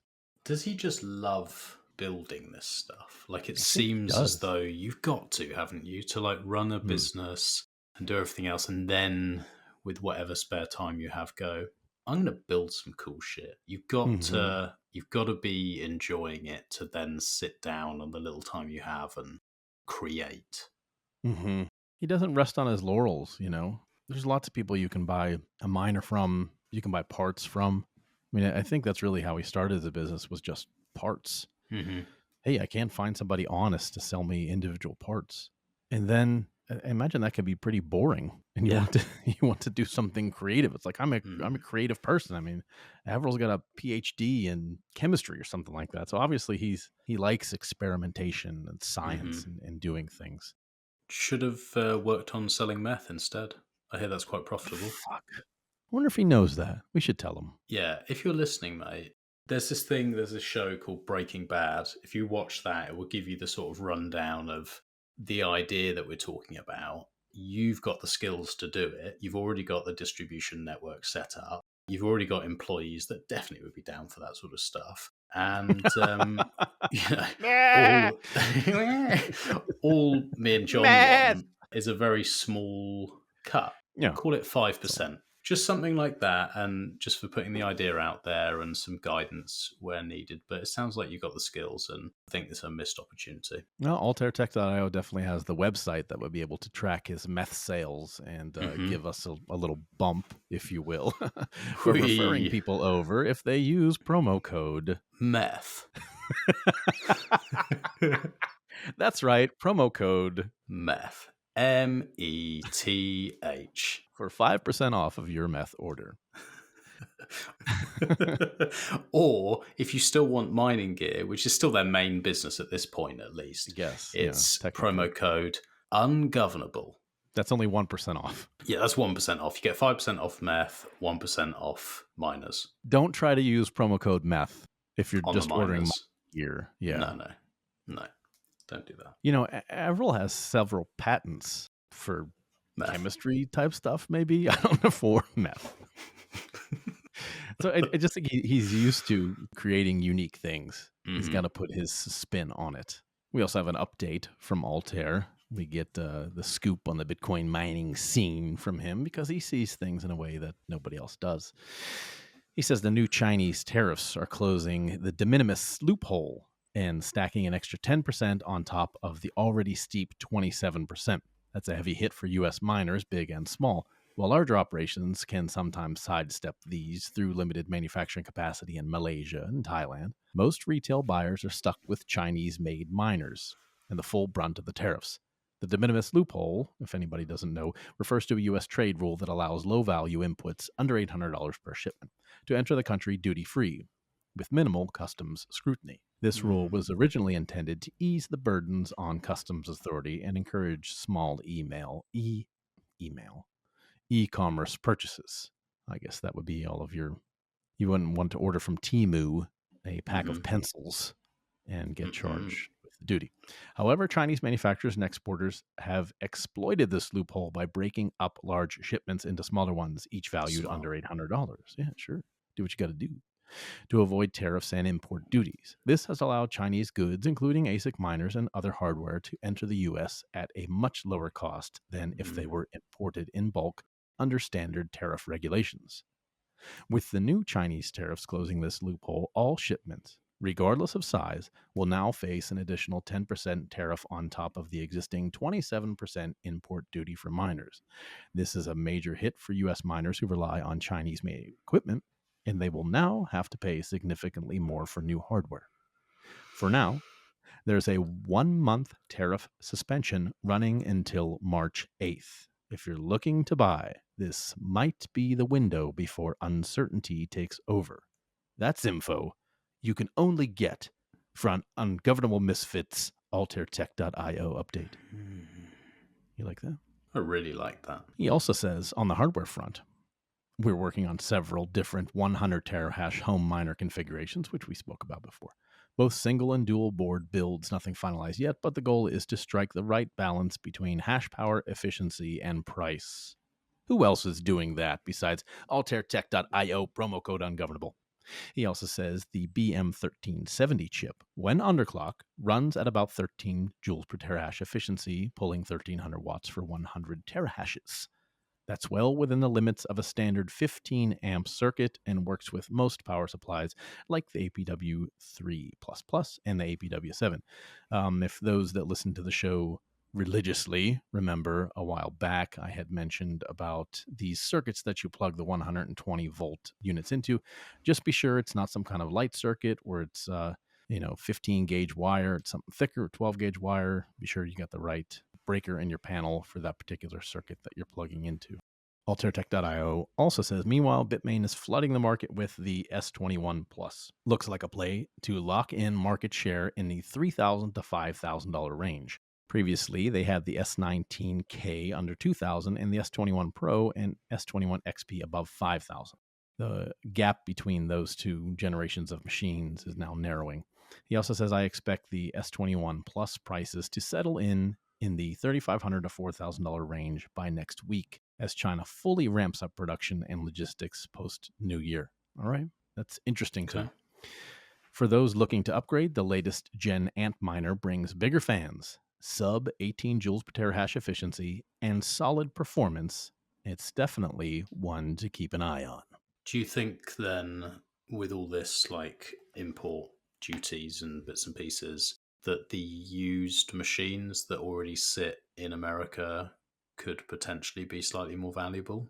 Or you think it doesn't really... It's certainly possible. Okay. I hope so. Me too. Yeah, sitting in my garage, taking up space. Yep. Up next on Ungovernable Misfits Action News, we had a guy named Joe Lively from Abundant Mine. He's in our Telegram group. And somebody was asking about his hosting rates. He had posted, Abundant Mines had posted something about their hosting rates, and it seemed like a lot, So somebody in the group said, hey, Abundant Mines, is this really your hosting rate? And he's like, yes, that's kind of a misrepresentation. That's not our hosting rate if you get machines through us. That's our hosting rate if you bring your machines in. And the reason that we have that higher hosting rate is because a lot of times people will bring in used machines and they're like full of fucking bugs and half broken and shit. And I'm not going to be responsible for your machine, this janky ass machine that you dropped off, and then it breaks. It's like, then that's labor that we have to go out and exchange it, and so on and so forth. So he was glad to have an opportunity to clear that up. And then he goes on and he says in there, like, hey, thanks to a few of the guys in the group, Aaron, Bassload, V-Roll, a couple guys that have helped him out along the way. And then he gave a really motivating bunch of text after that I thought was great. And I said, can I share this with our listeners? Because I don't know, really, this is about a lot of people. Their goal is to build a mine, and it's not easy and it's hard. And a lot of people are building businesses in other ways. And I think this is good advice. I mean, whether you're trying to build a podcast and entertainment network like Ungovernable Misfits, or you're trying to build a off-grid natural gas mine, you need some encouragement sometimes. And Joe Lively gave everybody some really great encouragement here. He says, that's why I really love this industry. There are not a lot of times in our lives where new sectors are being born in real time. Back in 1995 to 2000 timeframe, with some dedication and perseverance, you could really become an industry leader in a short time. Heck, Michael Dell was 19 when he formed his company. Even back as far as 1903, when Henry Ford started his company, it only took him 5 years until he was using assembly lines. And he, because the only name in mass production of automobiles. We are there right now. The space is wide open. Bitcoin tailwinds have never been stronger, and we are surrounded by a community of awesome psychopaths who have an opportunity to change the world. Don't let the fiat job stand in your way to doing what you love. Ask for advice. Do uncomfortable stuff. Move fast. Break things. No problem there. I'm loving the progress in the mining heating space. Abundant Mines is looking at a project right now that would put us in the forefront of that use case. Heat reuse is often overlooked because it can't be easily transported. But using it direct on site for growing vegetables for local communities isn't something that most mines ever pencil into their business plan. Well, they do if they listen to Ungovernable Misfits, sir. He says, when I was trying to host my ASICs in 2021, the best feature I could hope for was they didn't steal my shit. And sure enough, they did. My miners from back then are probably to this day still making some Russian oligarchs sats. The bar has been low for far too long. As the industry matures, it is up to us to raise the bar and our expectations and get more plebs mining. If you love this stuff and you want to do more, just don't stop. Build, teach, learn, and share. The next opportunity of this magnitude might not come again in our lifetime. And that's from Joe Lively of Love Abundant that. Minds. Yeah. That's nice. It's inspiring. Well, get out there and do it, Max. Build Ungovernable Misfits. Make us money. Oh, I'm trying. It's only been fucking 8 years, whatever it's been. I know you are, buddy. I know. We have got some cool stuff in the pipelines. We just got a little bit sidetracked with all the clothing problems and a few other problems in Fiat land, but we got some cool stuff coming. Soon. We'll get the clothing back soon. We promise. And some more different stuff as well. This is going to be like 1 or 2 steps backwards and then 4 or 5 steps forward. That's what it's going to be. 2 steps forward, I take 1 step back. We come together because opposites attract, and you know it ain't fiction, just a natural fact. We come together because opposites attract. Hey, ASMR, ASMR. Rustling. ASMR. What are you eating? A little sandwich or something? Those are sticker packs. Oh. ASMR. I've got some lovely stickers here from Ungovernable Misfits. New designs from MR Crowns. If you've seen some of his cartoon designs where it's like the Hashrate highway miner and the dollar stepping on the bear trap thing, we've got a bunch of stickers like that. Some of Crown's new designs, they're like industrial warning stickers. One says, "Warning, a free mind can't be governed." Oh, you like that? You got another one that says, "Batch number 1, stop waiting for politicians to fix your life. They won't build, grow, learn, connect. Freedom is something you create, not something you vote for." Ooh. Go on, Crown. Got another one that says, "Caution, taxation is theft." That's facts. Totes facts. That is a true fact. So we will be doing sticker packs that you can order from Ungovernable Misfits. We'll get them out. We will. Ship them out to you. You got nothing to say about that? Well, I was thinking about saying some stuff, and then I was like, I don't really want to say the stuff because I don't want to like announce that something's going to happen and then it doesn't actually end up happening, or it takes longer, because I kind of did that recently with something, and now I'm like, for fuck's sake, we don't want to be those guys. So I'm not going to say anything, but I'm just telling you, cool stuff is coming. Well, the stickers are here. I ASMR'd them. Okay, so they're there, and they'll soon be up for sale. Check them out. All right. Before I do this last piece, I have to get a drink of water because this is a long one. Okay. Well, I have to go and do a wee, so that's fine. Okay. Ta. Ta-ta.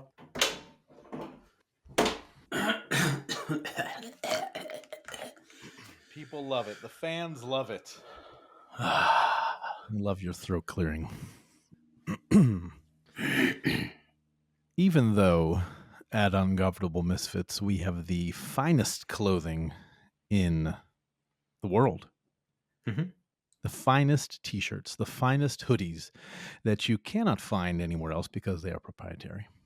But unfortunately, our clothing store has been paused for a short period of time, and I have an addiction to ordering plebby type clothing. So I ordered myself a 40 hours per week hoodie from PodConf. Nice.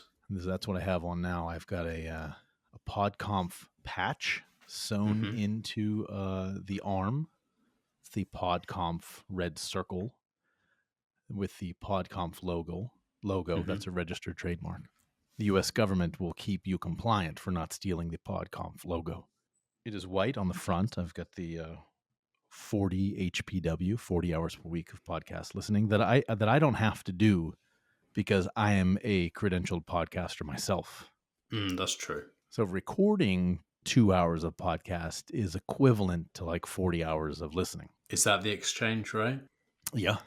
It's my understanding.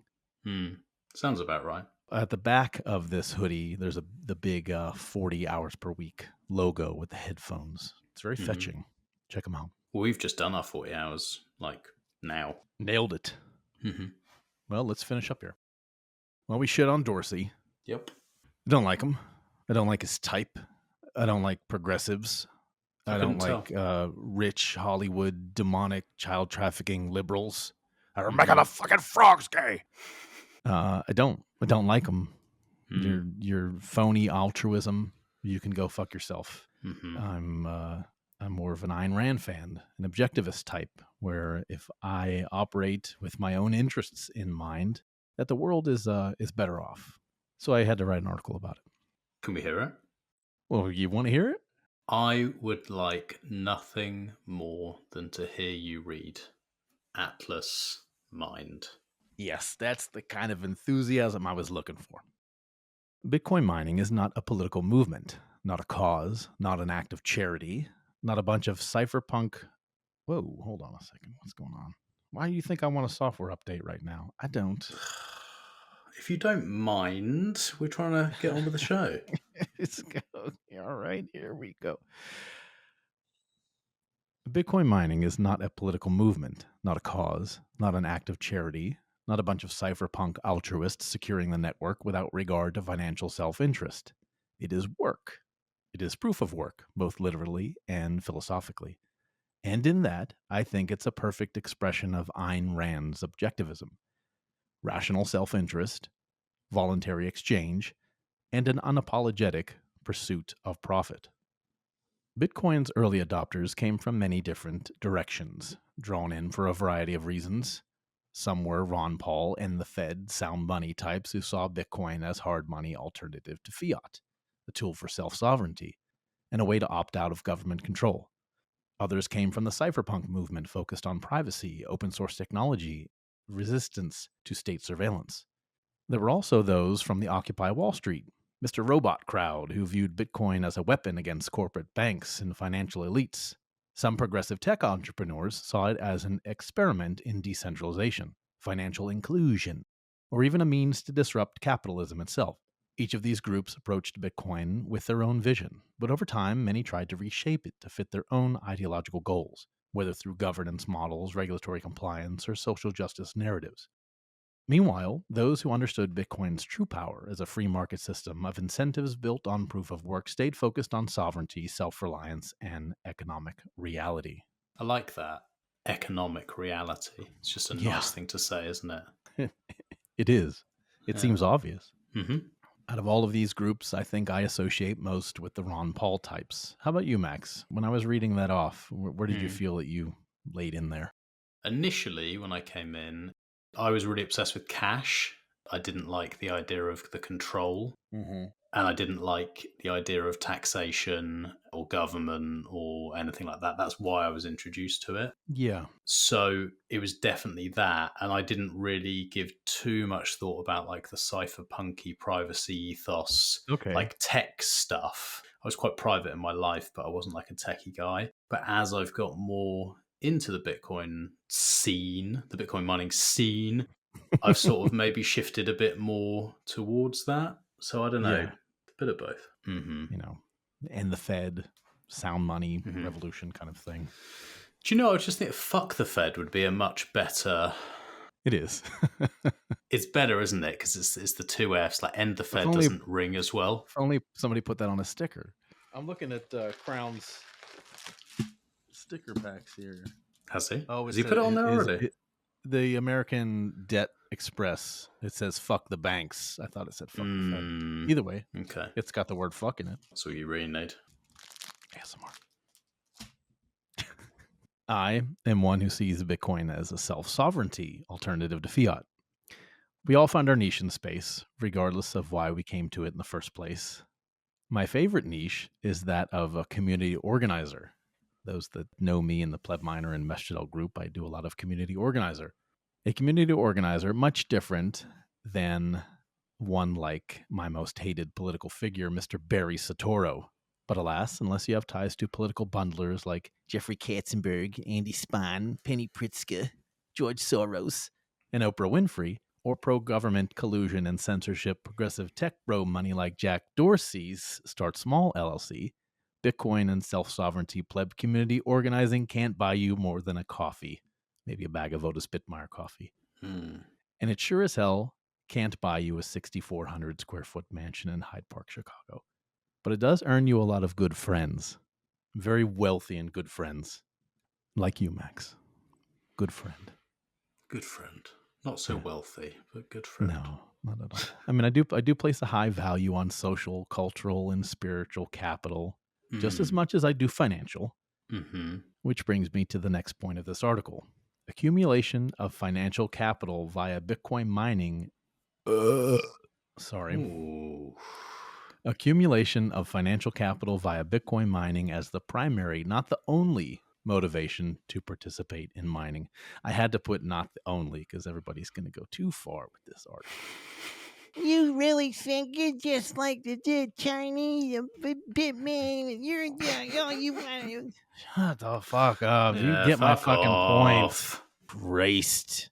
As much as I love the fact that I heat my home with Bitcoin mining and that we at Ungovernable Misfits have a fantastic community of Bitcoin miners who have built and innovated so many great things in mining, from off-grid to solutions to fantastic uses for waste heat like dehydrating foodstuffs, or even Crazy Carl and his immersion lamb sous vide. My main motivation in Bitcoin mining is financial.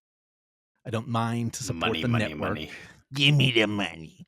I don't mind to support the network or out of duty, nor to make the world a better place. I mind because it is in my rational self-interest to do so, but only if I achieve a financial gain. I mind to acquire Bitcoin. I mind to acquire the Bitcoins. Generate eventual profit. Whether I find stranded and wasted sources of energy, my motivation is to turn it into hard money. Whether I use excess or stranded natural gas, hydro, wind, solar, capture industrial heat to mine efficiently, turning waste heat into wealth with a landfill mine, I'm doing it to make money.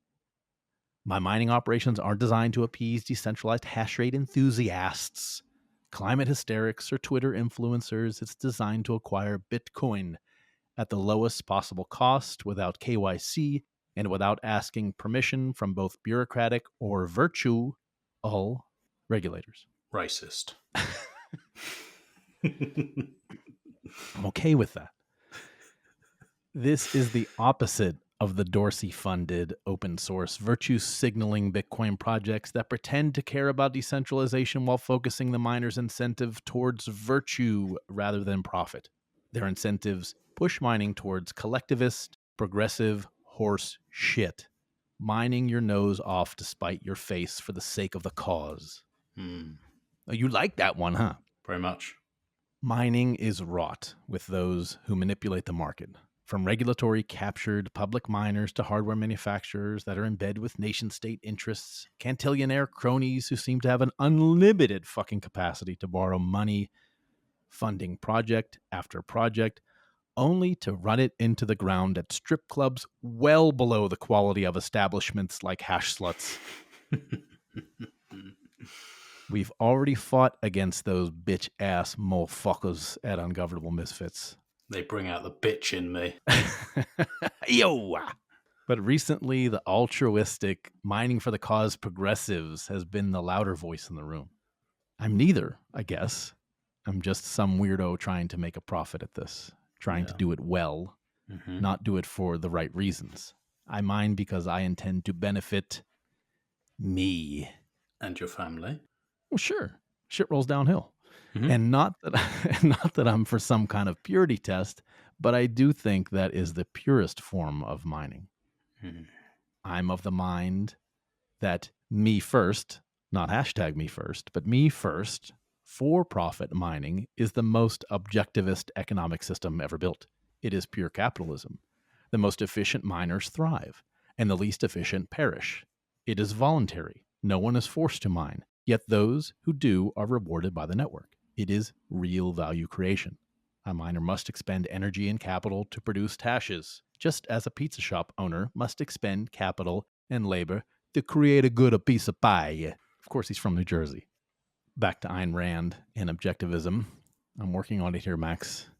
I'd like to eventually make the point that mining is best approached through the lens of objectivism. Ayn Rand despised the idea of the unearned. In Francisco D'Anconio's Money speech in Atlas Shrugged, which is, if you're not like Ben Gunn and go back and read Atlas Shrugged twice a year, whatever the hell he does, at least go back and read the Francisco D'Anconio Money speech. It's a good speech. It's only about 300 pages long. Get out of here. In that, Ayn Rand wrote, "Run for your life from any man who tells you that money is evil. That sentence is the leopard's bell of an approaching looter. Or may I say, run for your life from any man who tells you that mining for profit is evil. That sentence is the leper's bell of an approaching cuckold." Oh, yeah. Miners don't... you got a little too excited about that one. There's a lot of them out there, mate. I just get very excited about calling these cunts out. And you'll like this episode of Ungovernable Misfits Action News. Miners who don't hit blocks aren't paid for block subsidies and transaction fees. If they are paid, it's not out of charity or goodwill. They receive them because they proved their work, provided real energy, and competed in an open market. And that sure as hell doesn't make them evil. Mining doesn't need a moral narrative. Miners don't need to justify the choices they make in their operations. The profit motive is the narrative. There is no moral obligation to support the network. If mining isn't profitable, it's not worth doing. Miners have a hard time enough surviving. It's challenging enough to chase efficiency, to arbitrage energy markets, fight the nanny state, placate neighborhood Karens who complain that your miners are giving their chihuahuas panic attacks, besides competing for blocks against larger operations with deep pockets. So deep, put her ass to sleep. Ayn Rand understood this. And if she were alive today, I have to think she would see Bitcoin as the ultimate individualist technology, the final rejection of collectivism in money. She'd blow copious amounts of smoke right in the faces of those who mine for ideology and praise over those who mine for profit. We're competing against progressive soy boys yapping about decentralization while cashing checks from progressive philanthropists, while also competing against corporate miners gargling the balls of the banking class. Ultimately, mine for whatever reason you mine. I don't fucking care. Also in Atlas Shrugged, during John Galt's Oath of the Men of Galt's Gulch speech, he says, "I swear by my life and my love for it that I will never live for the sake of another man, nor ask another man to live for mine." Let me rephrase that. I swear by my life and my love for it that I will never mine for the sake of another man, nor ask another man to mine for the sake of mine. There's only one true test of mining success. Are you still standing? Are you still hashing? That's it. Everything else is noise. I love that, mate. Your writing skills have been improving, I would say, over time. No, thanks, buddy. It's very good. I think it's just a matter of not writing because I feel like I have to. Like sometimes we don't even do these end of things, these editorials. Yeah. But like this popped into my head in conversations with Kaboom Rax Alex. He's very Randian in his ways of thinking. He's Randy. He is Randy. Yeah, baby. So I don't know. I was inspired to write this article, so I don't think I'm getting any better. It's just motivation. Do you feel like it's is it cathartic? Is that the word? Yeah, I guess so. I'll give people a little bit of insight. You and I discussed the other day, and I even said this to Jordan on Saturday. Like, sometimes I don't know how much passion I have for the Action News show. You know, they always turn out good when it's time to do it. I'm excited to, do it with you, and we have lots of fun, and I think we cover great things. But it isn't a show that I think about the rest of the month. But I'm always thinking about the Meshtadel.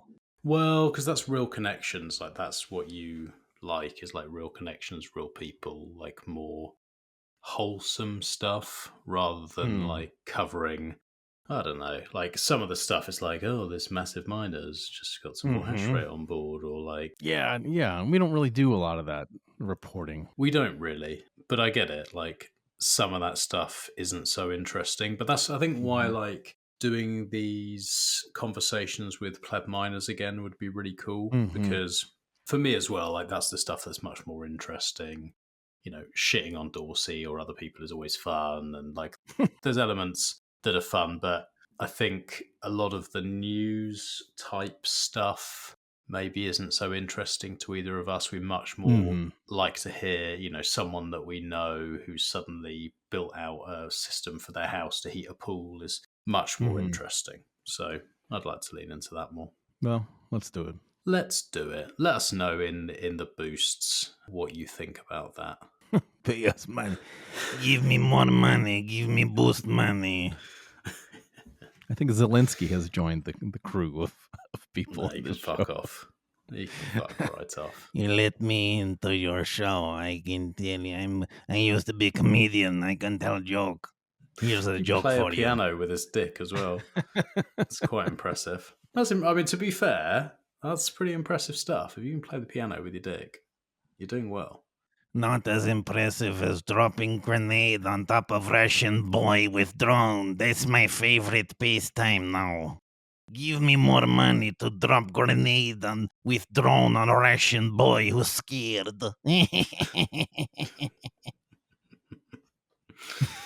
Oh, we shouldn't laugh. Have Jack Dorsey pay Sean Penn to come over and take picture with me.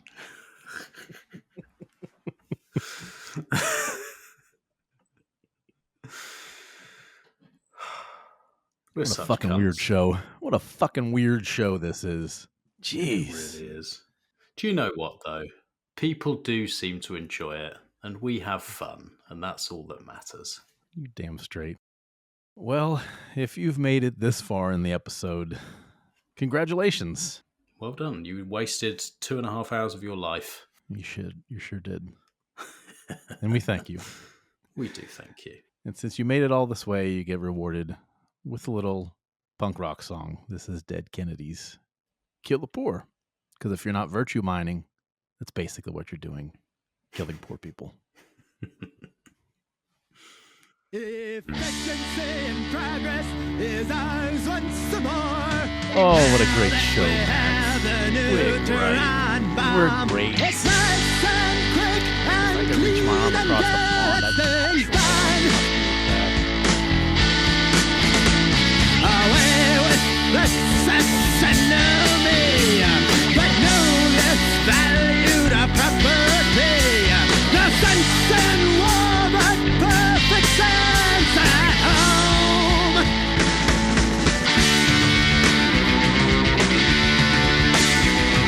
The sun beams down on a brand new day. No more welfare tax to pay. A trumpet salams gonna be flashing a light. Countless millions whisked away. At last we have more room to play. Our systems go and kill the poor tonight. Gotta kill, kill, kill, kill, kill the poor. Kill, kill, kill, kill, kill the poor. Kill, kill, kill, kill, kill the poor tonight.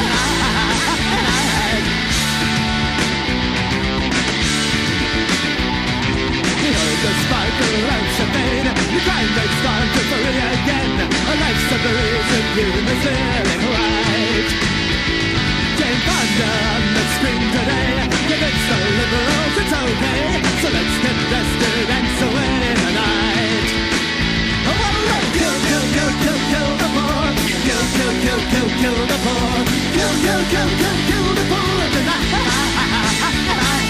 Kill, kill, kill, kill, kill the poor. Kill, kill, kill, kill, kill the poor. Kill, kill, kill, kill, kill the poor tonight.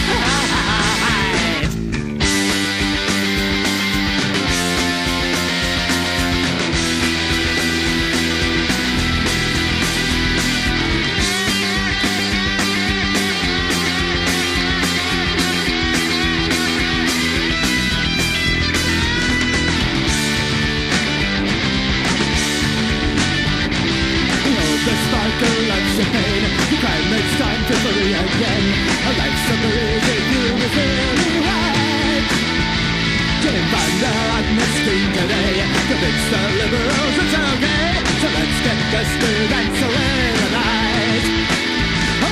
Kill, kill, kill, kill, kill the poor.